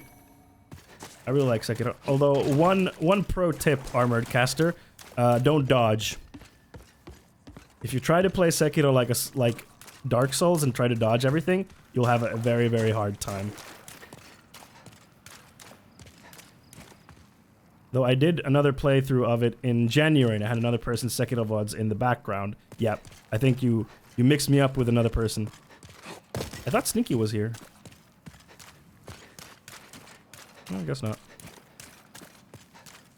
Or wait? Oh yeah, here's Stinky.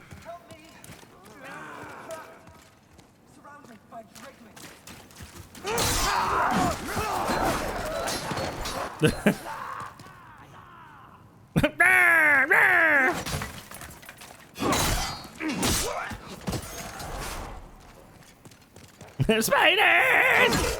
Yeah, he's... Sekiro is a rhythm game. That's true, it is doing me. Sekiro is a rhythm game. And God, is it a good rhythm? Ow! Ow, ow, ow, ow, ow, ow, ow, ow, ow.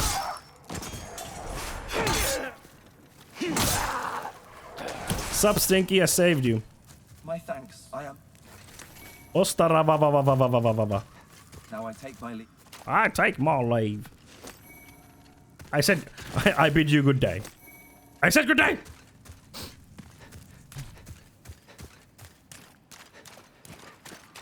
That's a really good Yoshi impression.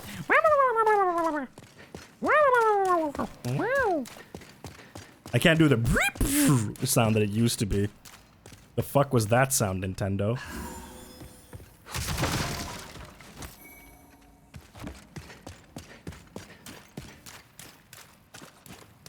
Secret? No secret. I don't know why. I was just like, there's a secret there. 'Twas no secret. 'Twas no beast. 'Twas a man. I do a good Luigi. Ooh.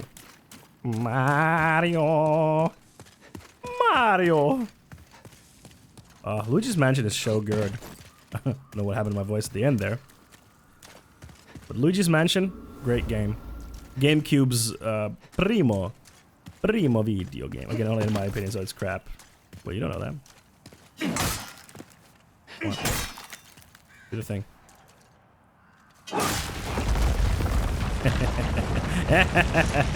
Get him, boys! Get wrecked.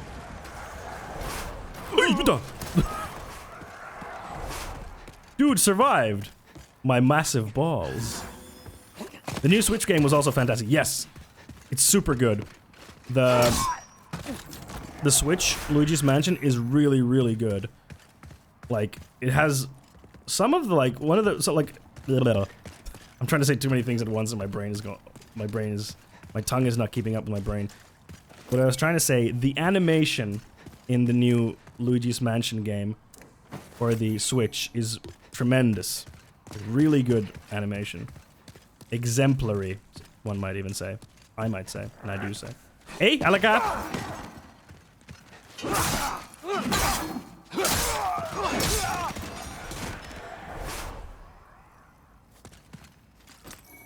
Didn't need to do that.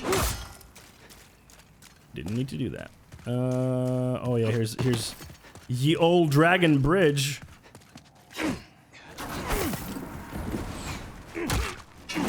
Didn't mean to do that, but it works.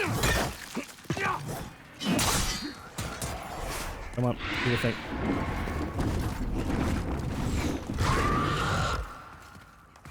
Oh. Come on. Burn him. Burn him! One of your favorite Switch games overall? Mm-hmm. I thought you didn't have a Switch. You're right. Oh. I thought you didn't have a Switch, Mido. Am I wrong? Come on, do your fucking thing already.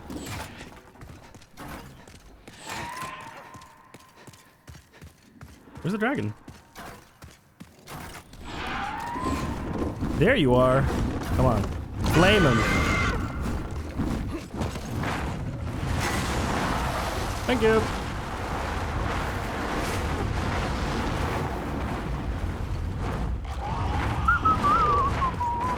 Oi, oi, what's all this then? You got a license for burning. What? Don't you remember how I went crazy about Animal Crossing at the start of the pandemic?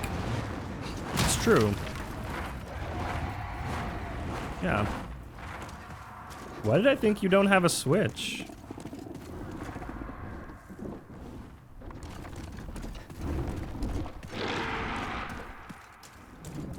I have no idea why I thought that. Like, now that I think about it, it doesn't make any sense. Why did I think that?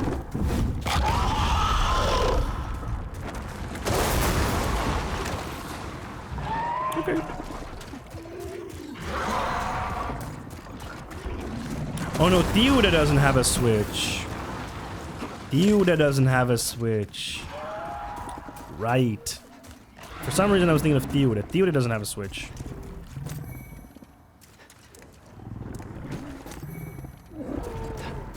Yes. Poor Theoda, yeah. One day she will have a Switch. And then she too can enjoy the wonders of Animal Crossing. Well, I goes now. Happy soul searching. Yay, thanks for hanging out, Turpin. See you on Friday's stream. Hopefully for Devil May Cry, because my Devil May Cry hasn't arrived yet. Don't worry, Mido, we will be playing the game eventually. It's just hasn't arrived in the mail yet. So if it doesn't arrive by Friday, then we'll probably do some Darkest Dungeon instead. And then on Monday, we'll then play. Well, if it arrives on Monday.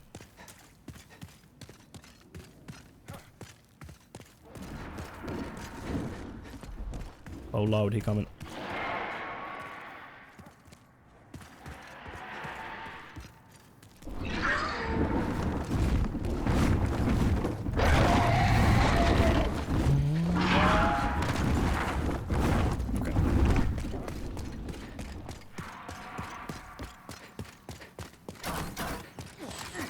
Oh, no, again.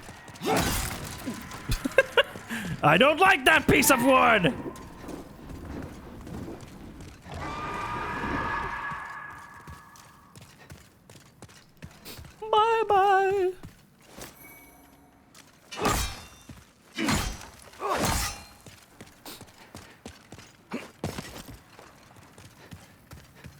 I forget.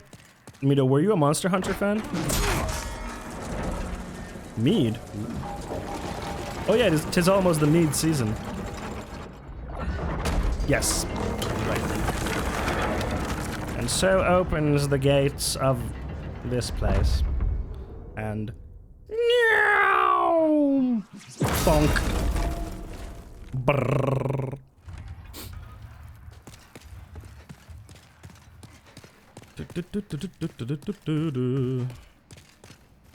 Yo, what's up? Oh. Backstabber, eh? They started to sell mead here immediately when February turned to March. They know what they're doing. Been enjoying some for a week. Nice. I'm not big on mead myself, but I'm happy for those who can enjoy it.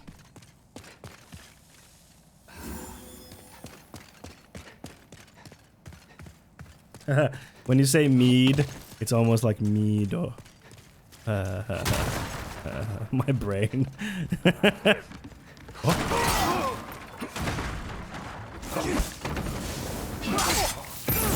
What the fuck? Third, dude. I'm not dying here. I'm not dying to you assholes.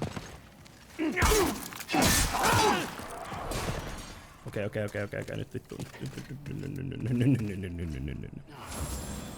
Meadomon, exactly. Okay, Fire McGee. Want to comment with those fucking fire bombs?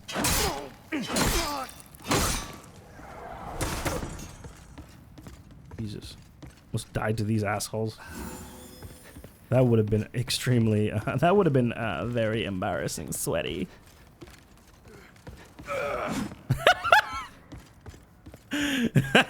He did it. Destroyed me. In the marketplace of ideas. Okay, what's up with you then?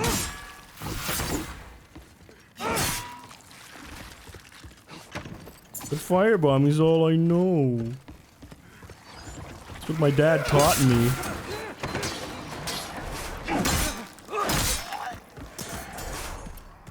My dad taught me.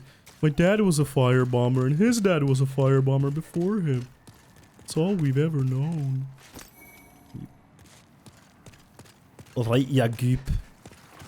And in the goop troop!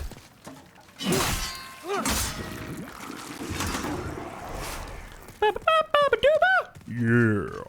That's how the Goof Troop song ends. Y'all remember that?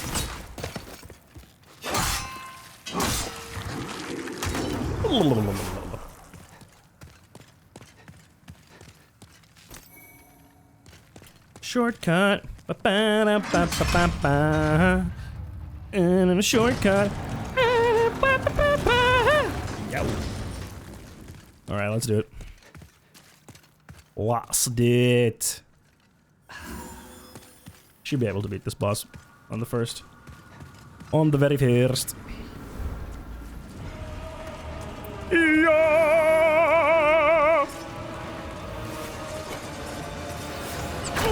Ice! Okay. Dude. Ooh. Him is showing butt.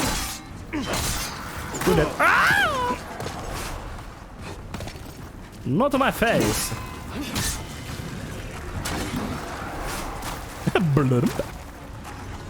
Little goobers. Little boogers.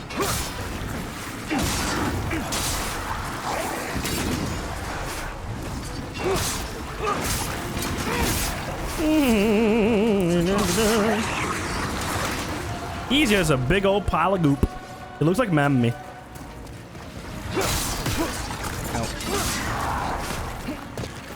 It looks like a big pile of Mammy.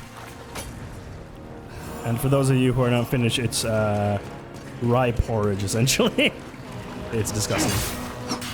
And now all the Finns in chat are gonna be like, what do you mean it's disgusting? It's delicious!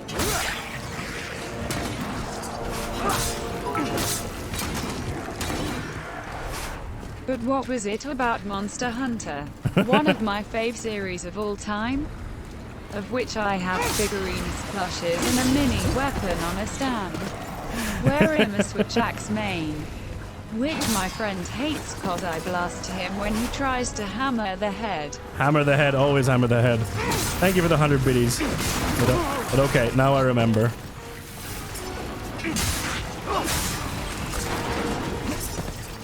Now I remembered. Baba booey.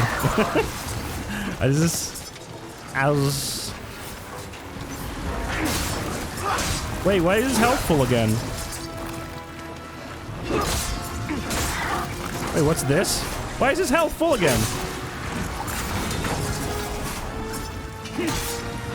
Switch axe main. I have no opinion because I don't know anything about. I don't know anything about the Monster Hunter.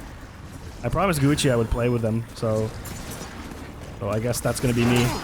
Not switch axe necessarily, but just overall the series. Everybody hates switch axe mains, which is why I main it. You're the hero Gotham needs. The quote. You know the quote from the Joker movie. I don't know, I just like the weapon best. I know.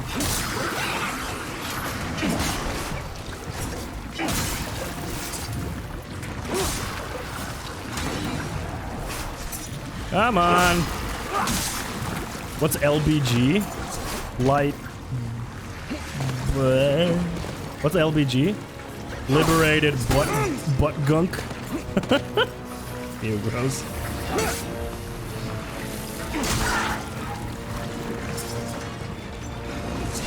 Lyndon Baines Gonson. Checks out. Longbow gun. Okay.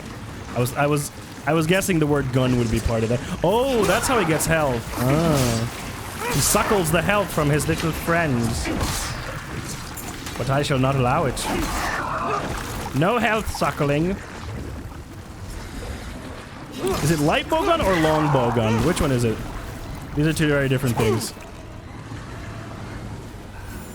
Oh, light, okay. And you're dead. There you go. You have turned into nothingness. Oh yeah. The other bowguns being heavy bowguns. That makes sense. That does make sense.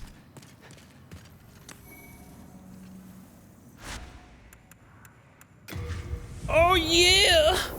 Oh yeah! What is that? No? Yeah.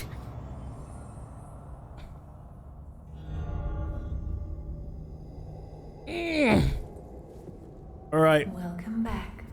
Thanks.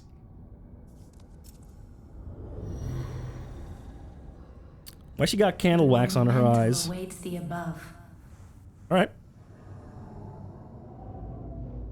The monumental. Yo. The monument. Oh, okay. I have to go talk to the kid now. And then she'll let me level up with my 89k! Jesus Christ. Imagine if I would have died with all these souls. That would have been embarrassing. Oh. Embarrassing. Very embarrassing. Look, I would have been so embarrassed. Monumental disapproval. Yes. Precisely. This is the monumental.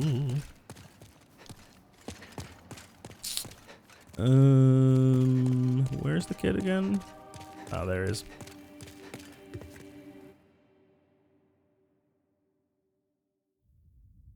Lore. Pfft. Who cares about lore? Lore in a video game. Souls game? Paying attention to the lore? Who do you think I am? Who do you think I am?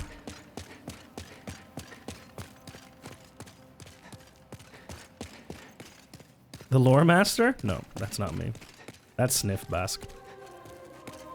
Sniff Bask is the lore master.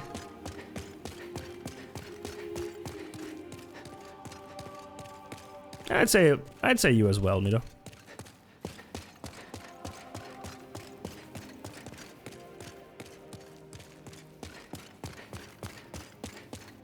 Alright. Now, please. Milady, if you could let me level up. I thought he was the min-max master. No, that's Ketu. Ketu is the min-max master. Ketu loves to min-max and break systems and push them to their limits. Yep, he loves that stuff. Now then, please, let me level up. Pretty be careful. Okay, could we please let me level up? Yes. Like I don't even know these people. Nah, it's all good. It's all good. I do like the ether. Ooh. Wait, how many do I have? Oh, I need like 1k more. Yeah, I'm finished. May thy strength help the world be mended. Mended. What do you do anything with these with the certain demon souls transmute into magic, miracles, or weapons? So do you do anything else with these souls? Because the only one that I saw that turns into a weapon is the... Which one is it? The False King demon soul. That's the only one that I saw that turns into a weapon. Some of them have multiple uses. Okay. But I didn't use them because I was like, I don't know if it's gonna be... I think this was 100 per. Oh, okay. That's fine. Then Touch me.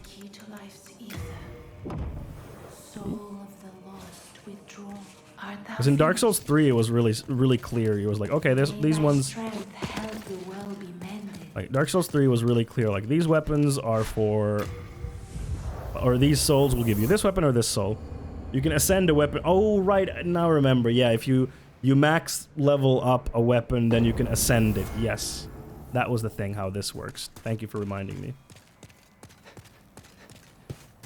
Here's, this dude. Souls. You want to play, you've got to pay. Oh, right, that's not turned on. You must be a gamer, because he's talking about playing. Now that's a language I understand, because, you know, I'm a gamer. We gamers, we understand. God. Any gamers in chat?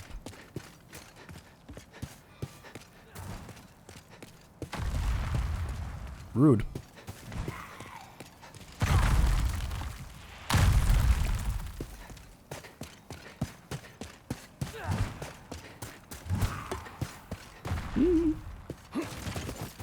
The gamer understander has logged on. That's me.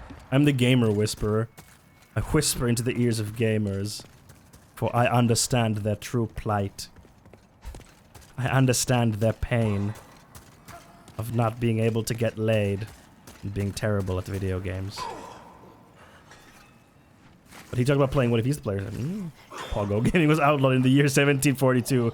Please submit to your local law enforcement. That's true. It's really... No.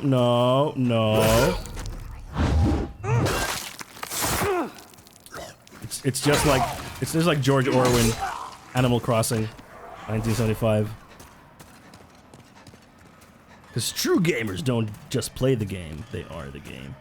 Oh yeah, we're in the Mines of Moria now. Yeah, I forgot about this one. Yeah, what's up?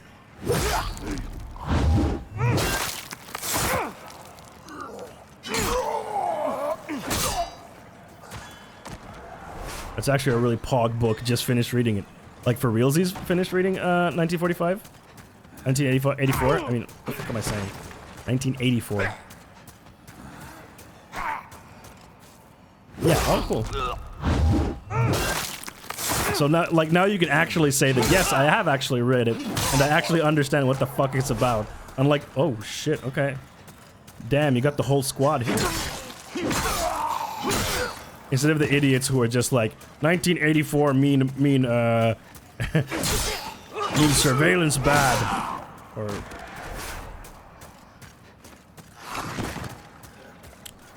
And they always forget that George Orwell was actually a fucking... George Orwell, I mean. George Orwell was actually a fucking, a socialist. Mines of Moria reminded... Gonna play Shadow of Mordor, maybe? Nah, not really interested in playing it. Maybe the sequel, because I never played the sequel. But is the sequel any good? Because it had all the free-to-play bullshit in it. Oh, you saw that! Bitte Säuren! Ah! Ja! God damn it. I like the sequel.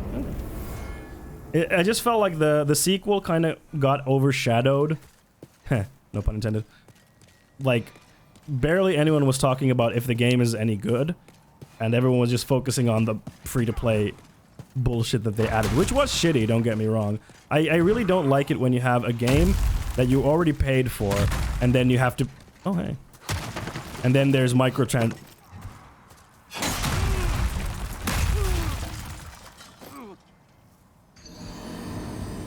Aha. I played it late, though, so I don't think the free-to-play stuff was affecting it much anymore. Yeah, because they removed it like a year after it came out. They removed the stuff. But, yeah, it was like a $60 game, and then you're like, okay, now buy all these microtransactions. Like, fuck you, I already paid for this game. Like, fuck off. Like, if it was just like, here's additional content, DLC, you're like, yeah, whatever, okay, fine. Oh, shit. Sticky white slime! I found cummies. The microtransaction debacle was bullshit anyway. It was very easy to solo the fortresses without assigning any orcs to your side. Yeah, but it's just the fact that it is in the game. Like, that means that they have built the game to incentivize people to buy stuff. Because, I mean, they don't put a story into a game just for the fun of it. They put a story into a game so they can make more money. So, like, I just don't like $60 games with, like, additional microtransactions. I don't mind DLC and stuff like that. But for a $60 game, it's like, come on. Oh, hey.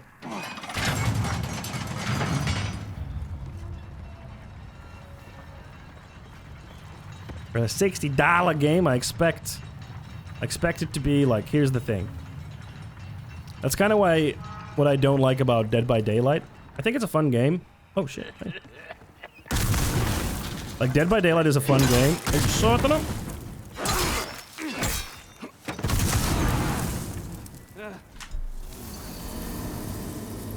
I forgot there was a cable on my controller. I should switch my weapon because I don't think magic does good damage to him. Also, I should put on the cling ring so I have more health. There you are. Claymore. There we go. Yeah, it's shitty. It's very, very shitty. Yeah, but saying you need to buy to beat the game was just not true. I don't think people were saying that you needed to beat the game. I don't remember people saying that. I was saying Dead by Daylight is a fun game, but it's annoying that it's like, how much does Dead by Daylight cost? Like $25? And then on top of that, you have to buy like more of the killers and stuff, and it's not just cosmetic. Like, that's annoying about Dead by Daylight. Because you get like, I think 6 killers, but then the rest you have to buy, and yeah, that sucks. Especially since you can't even try the killers before this guy's ass.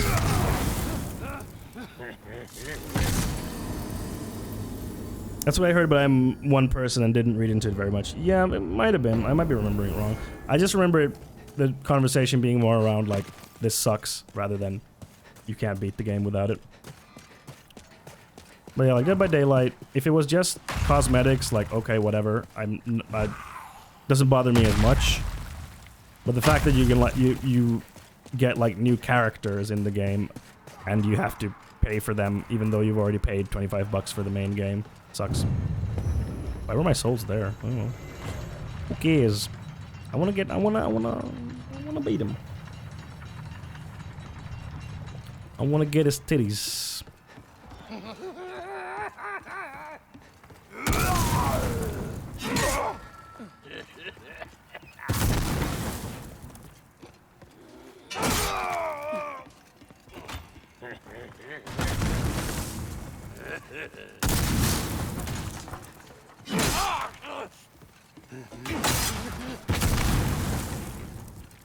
Almost got me there. Jesus Christ, why you got so much health? Damn, shoddy. Him got big belly. No, don't come here. I'm fighting him now. It's me and him. Go away. I'm busy.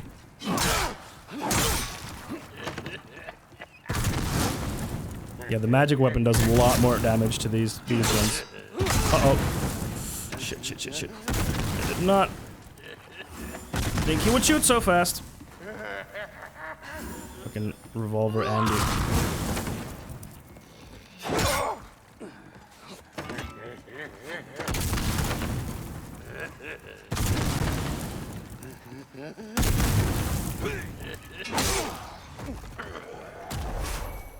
Thank you.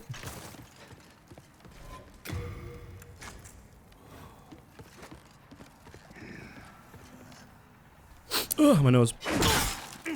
Yeah, look how much more damage this one does. Wrecks these dudes. Ugh. Oh, my nose is so tickly. Hello? Okay, let me take thing from you, thank you. Crushing battle axe. Ooh. I don't think I ever came here before. In the previous run, because I didn't notice this place, because I'm smart. Actually, you know what? We're gonna take the soul brand. Oh, I don't have the... Aww. What am I missing? Oh, this is the magic one. Ah, I see. Oh shit, I don't want to equip it. So this is the religion one, right? Yeah, this is the religion one, and that's the magic one. Got it. Got it. Got the Jesus sword, and you got the other sword. What's the opposite of Jesus? Satan? Yeah, you got Jesus sword and Satan sword.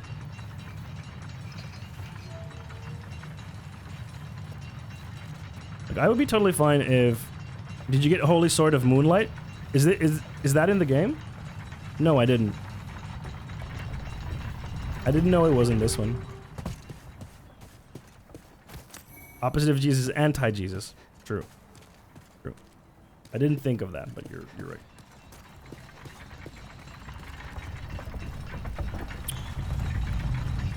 That moment in Bloodborne when Moonlight Sword. You people who know, you know.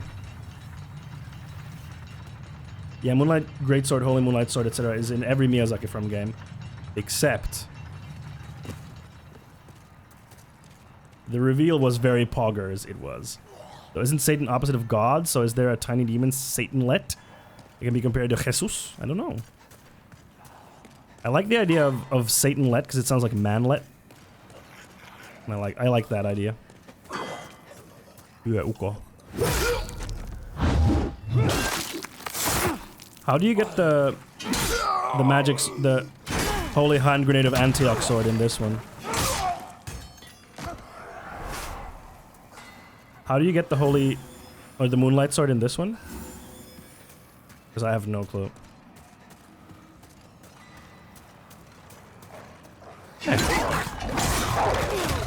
Okay, they made the dogs tougher in New Game Plus. Yelp.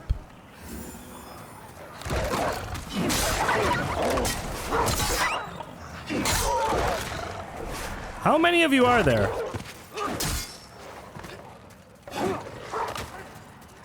Where are you jumping? We're gonna hit and run. Hey, boss.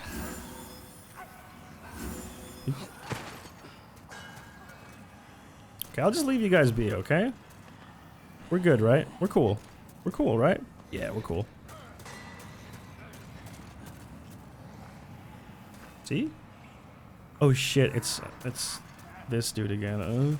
Are you coming for me or are you just walking? Yeah, you're just walking. It's in 5.2. There's this whole thing you have to do with finding a hidden bunch of leeches dangling from the ceiling in the corner of that. Then you have to find where the leeches land, kill them all, and grab the sword. What? Oh yeah, very natural. Leeches. I'm gonna go kick his ass! Gonna kick your ass, bitch.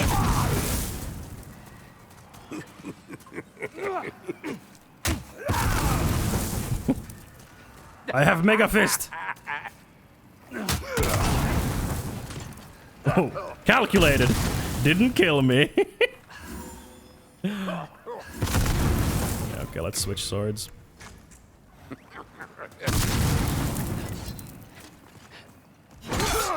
No, take your double hand. Ooh. Uh-oh. And I'm dead.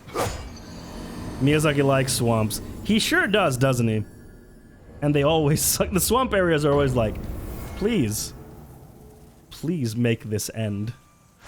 Well, let's go there. Why not? Oh, we can't? Let's go to the swamp. Fuck it. Let's have some fun.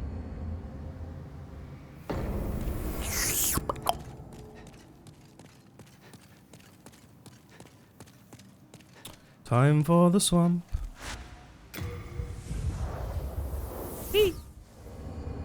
Holy moonlight sword. World 5, Valley of Fun. Yep.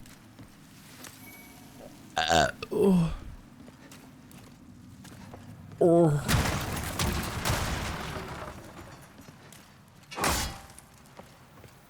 This is truly an area of great joy.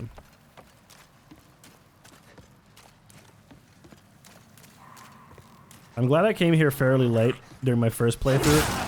Oh shit, I have the wrong sword equipped. Oh well, there you go.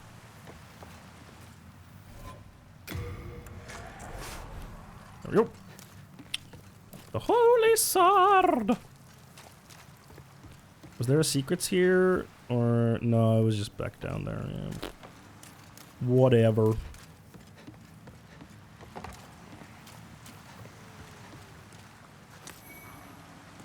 The valley. Oh. Just let me go. Just let me go there. Just let me. What the fuck? Okay. That was weird. Where'd you go? Oh shit! I can't see. The fucking fire effect is blocking my view. Uh-oh. Uh-oh.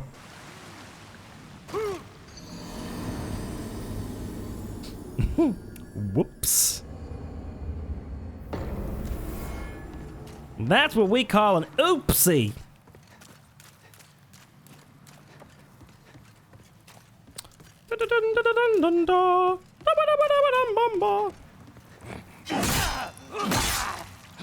God damn it, you have a lot of health. Hey, that's not nice. It's not very nice to push someone like that. Why do you have so much health?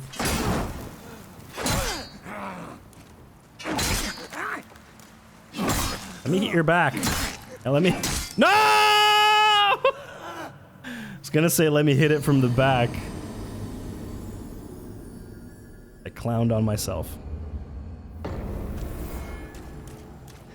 But yeah, if I get Neo 2, I need to get it on the PS5 though, because otherwise I might have problems playing the game and streaming at the same time, as I have had troubles in the past with certain AAA games.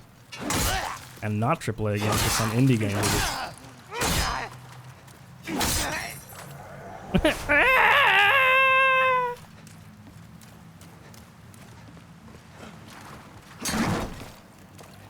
There we go.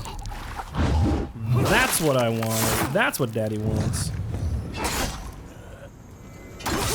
No!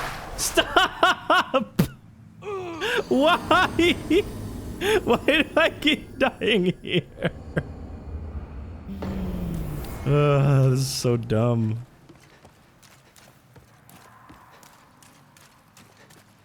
So dumb. Jotaro. Neo! Didn't they just re-release?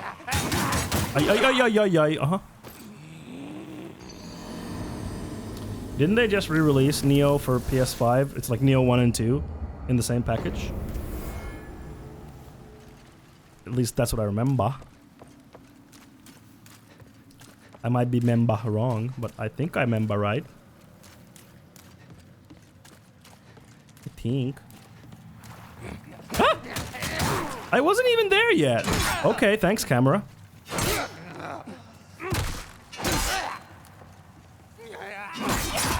Uh-huh. Oh, I missed.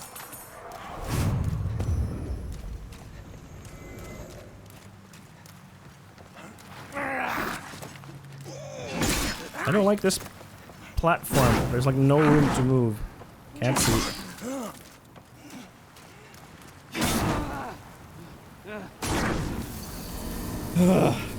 Fun area. Really fun. Really fun. No, that's not what I wanted.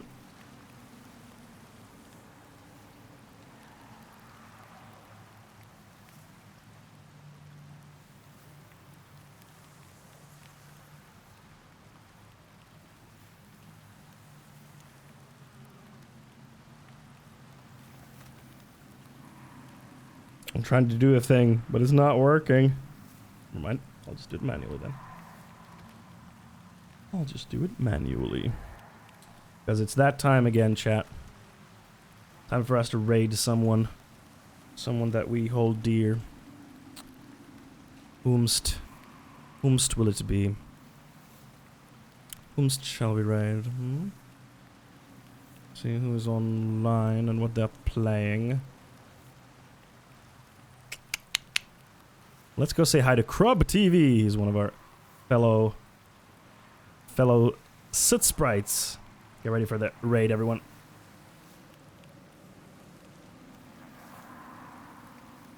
He's playing Raft. All right, everyone. Thanks a lot for the stream. It was a lot of fun as per usual. I'm gonna be back as you know, the usual Friday. 5 p.m. Central European Time, 6 p.m. Finnish time. In the meanwhile, follow me on Twitter, Insta, YouTube especially. Go comment there on my new video, go like it, all that fun stuff. In the meanwhile, come to our Discord if you haven't, and check me out on Patreon. And yeah, I'll see you then. Goodbye, everyone. Have a good one. Bye.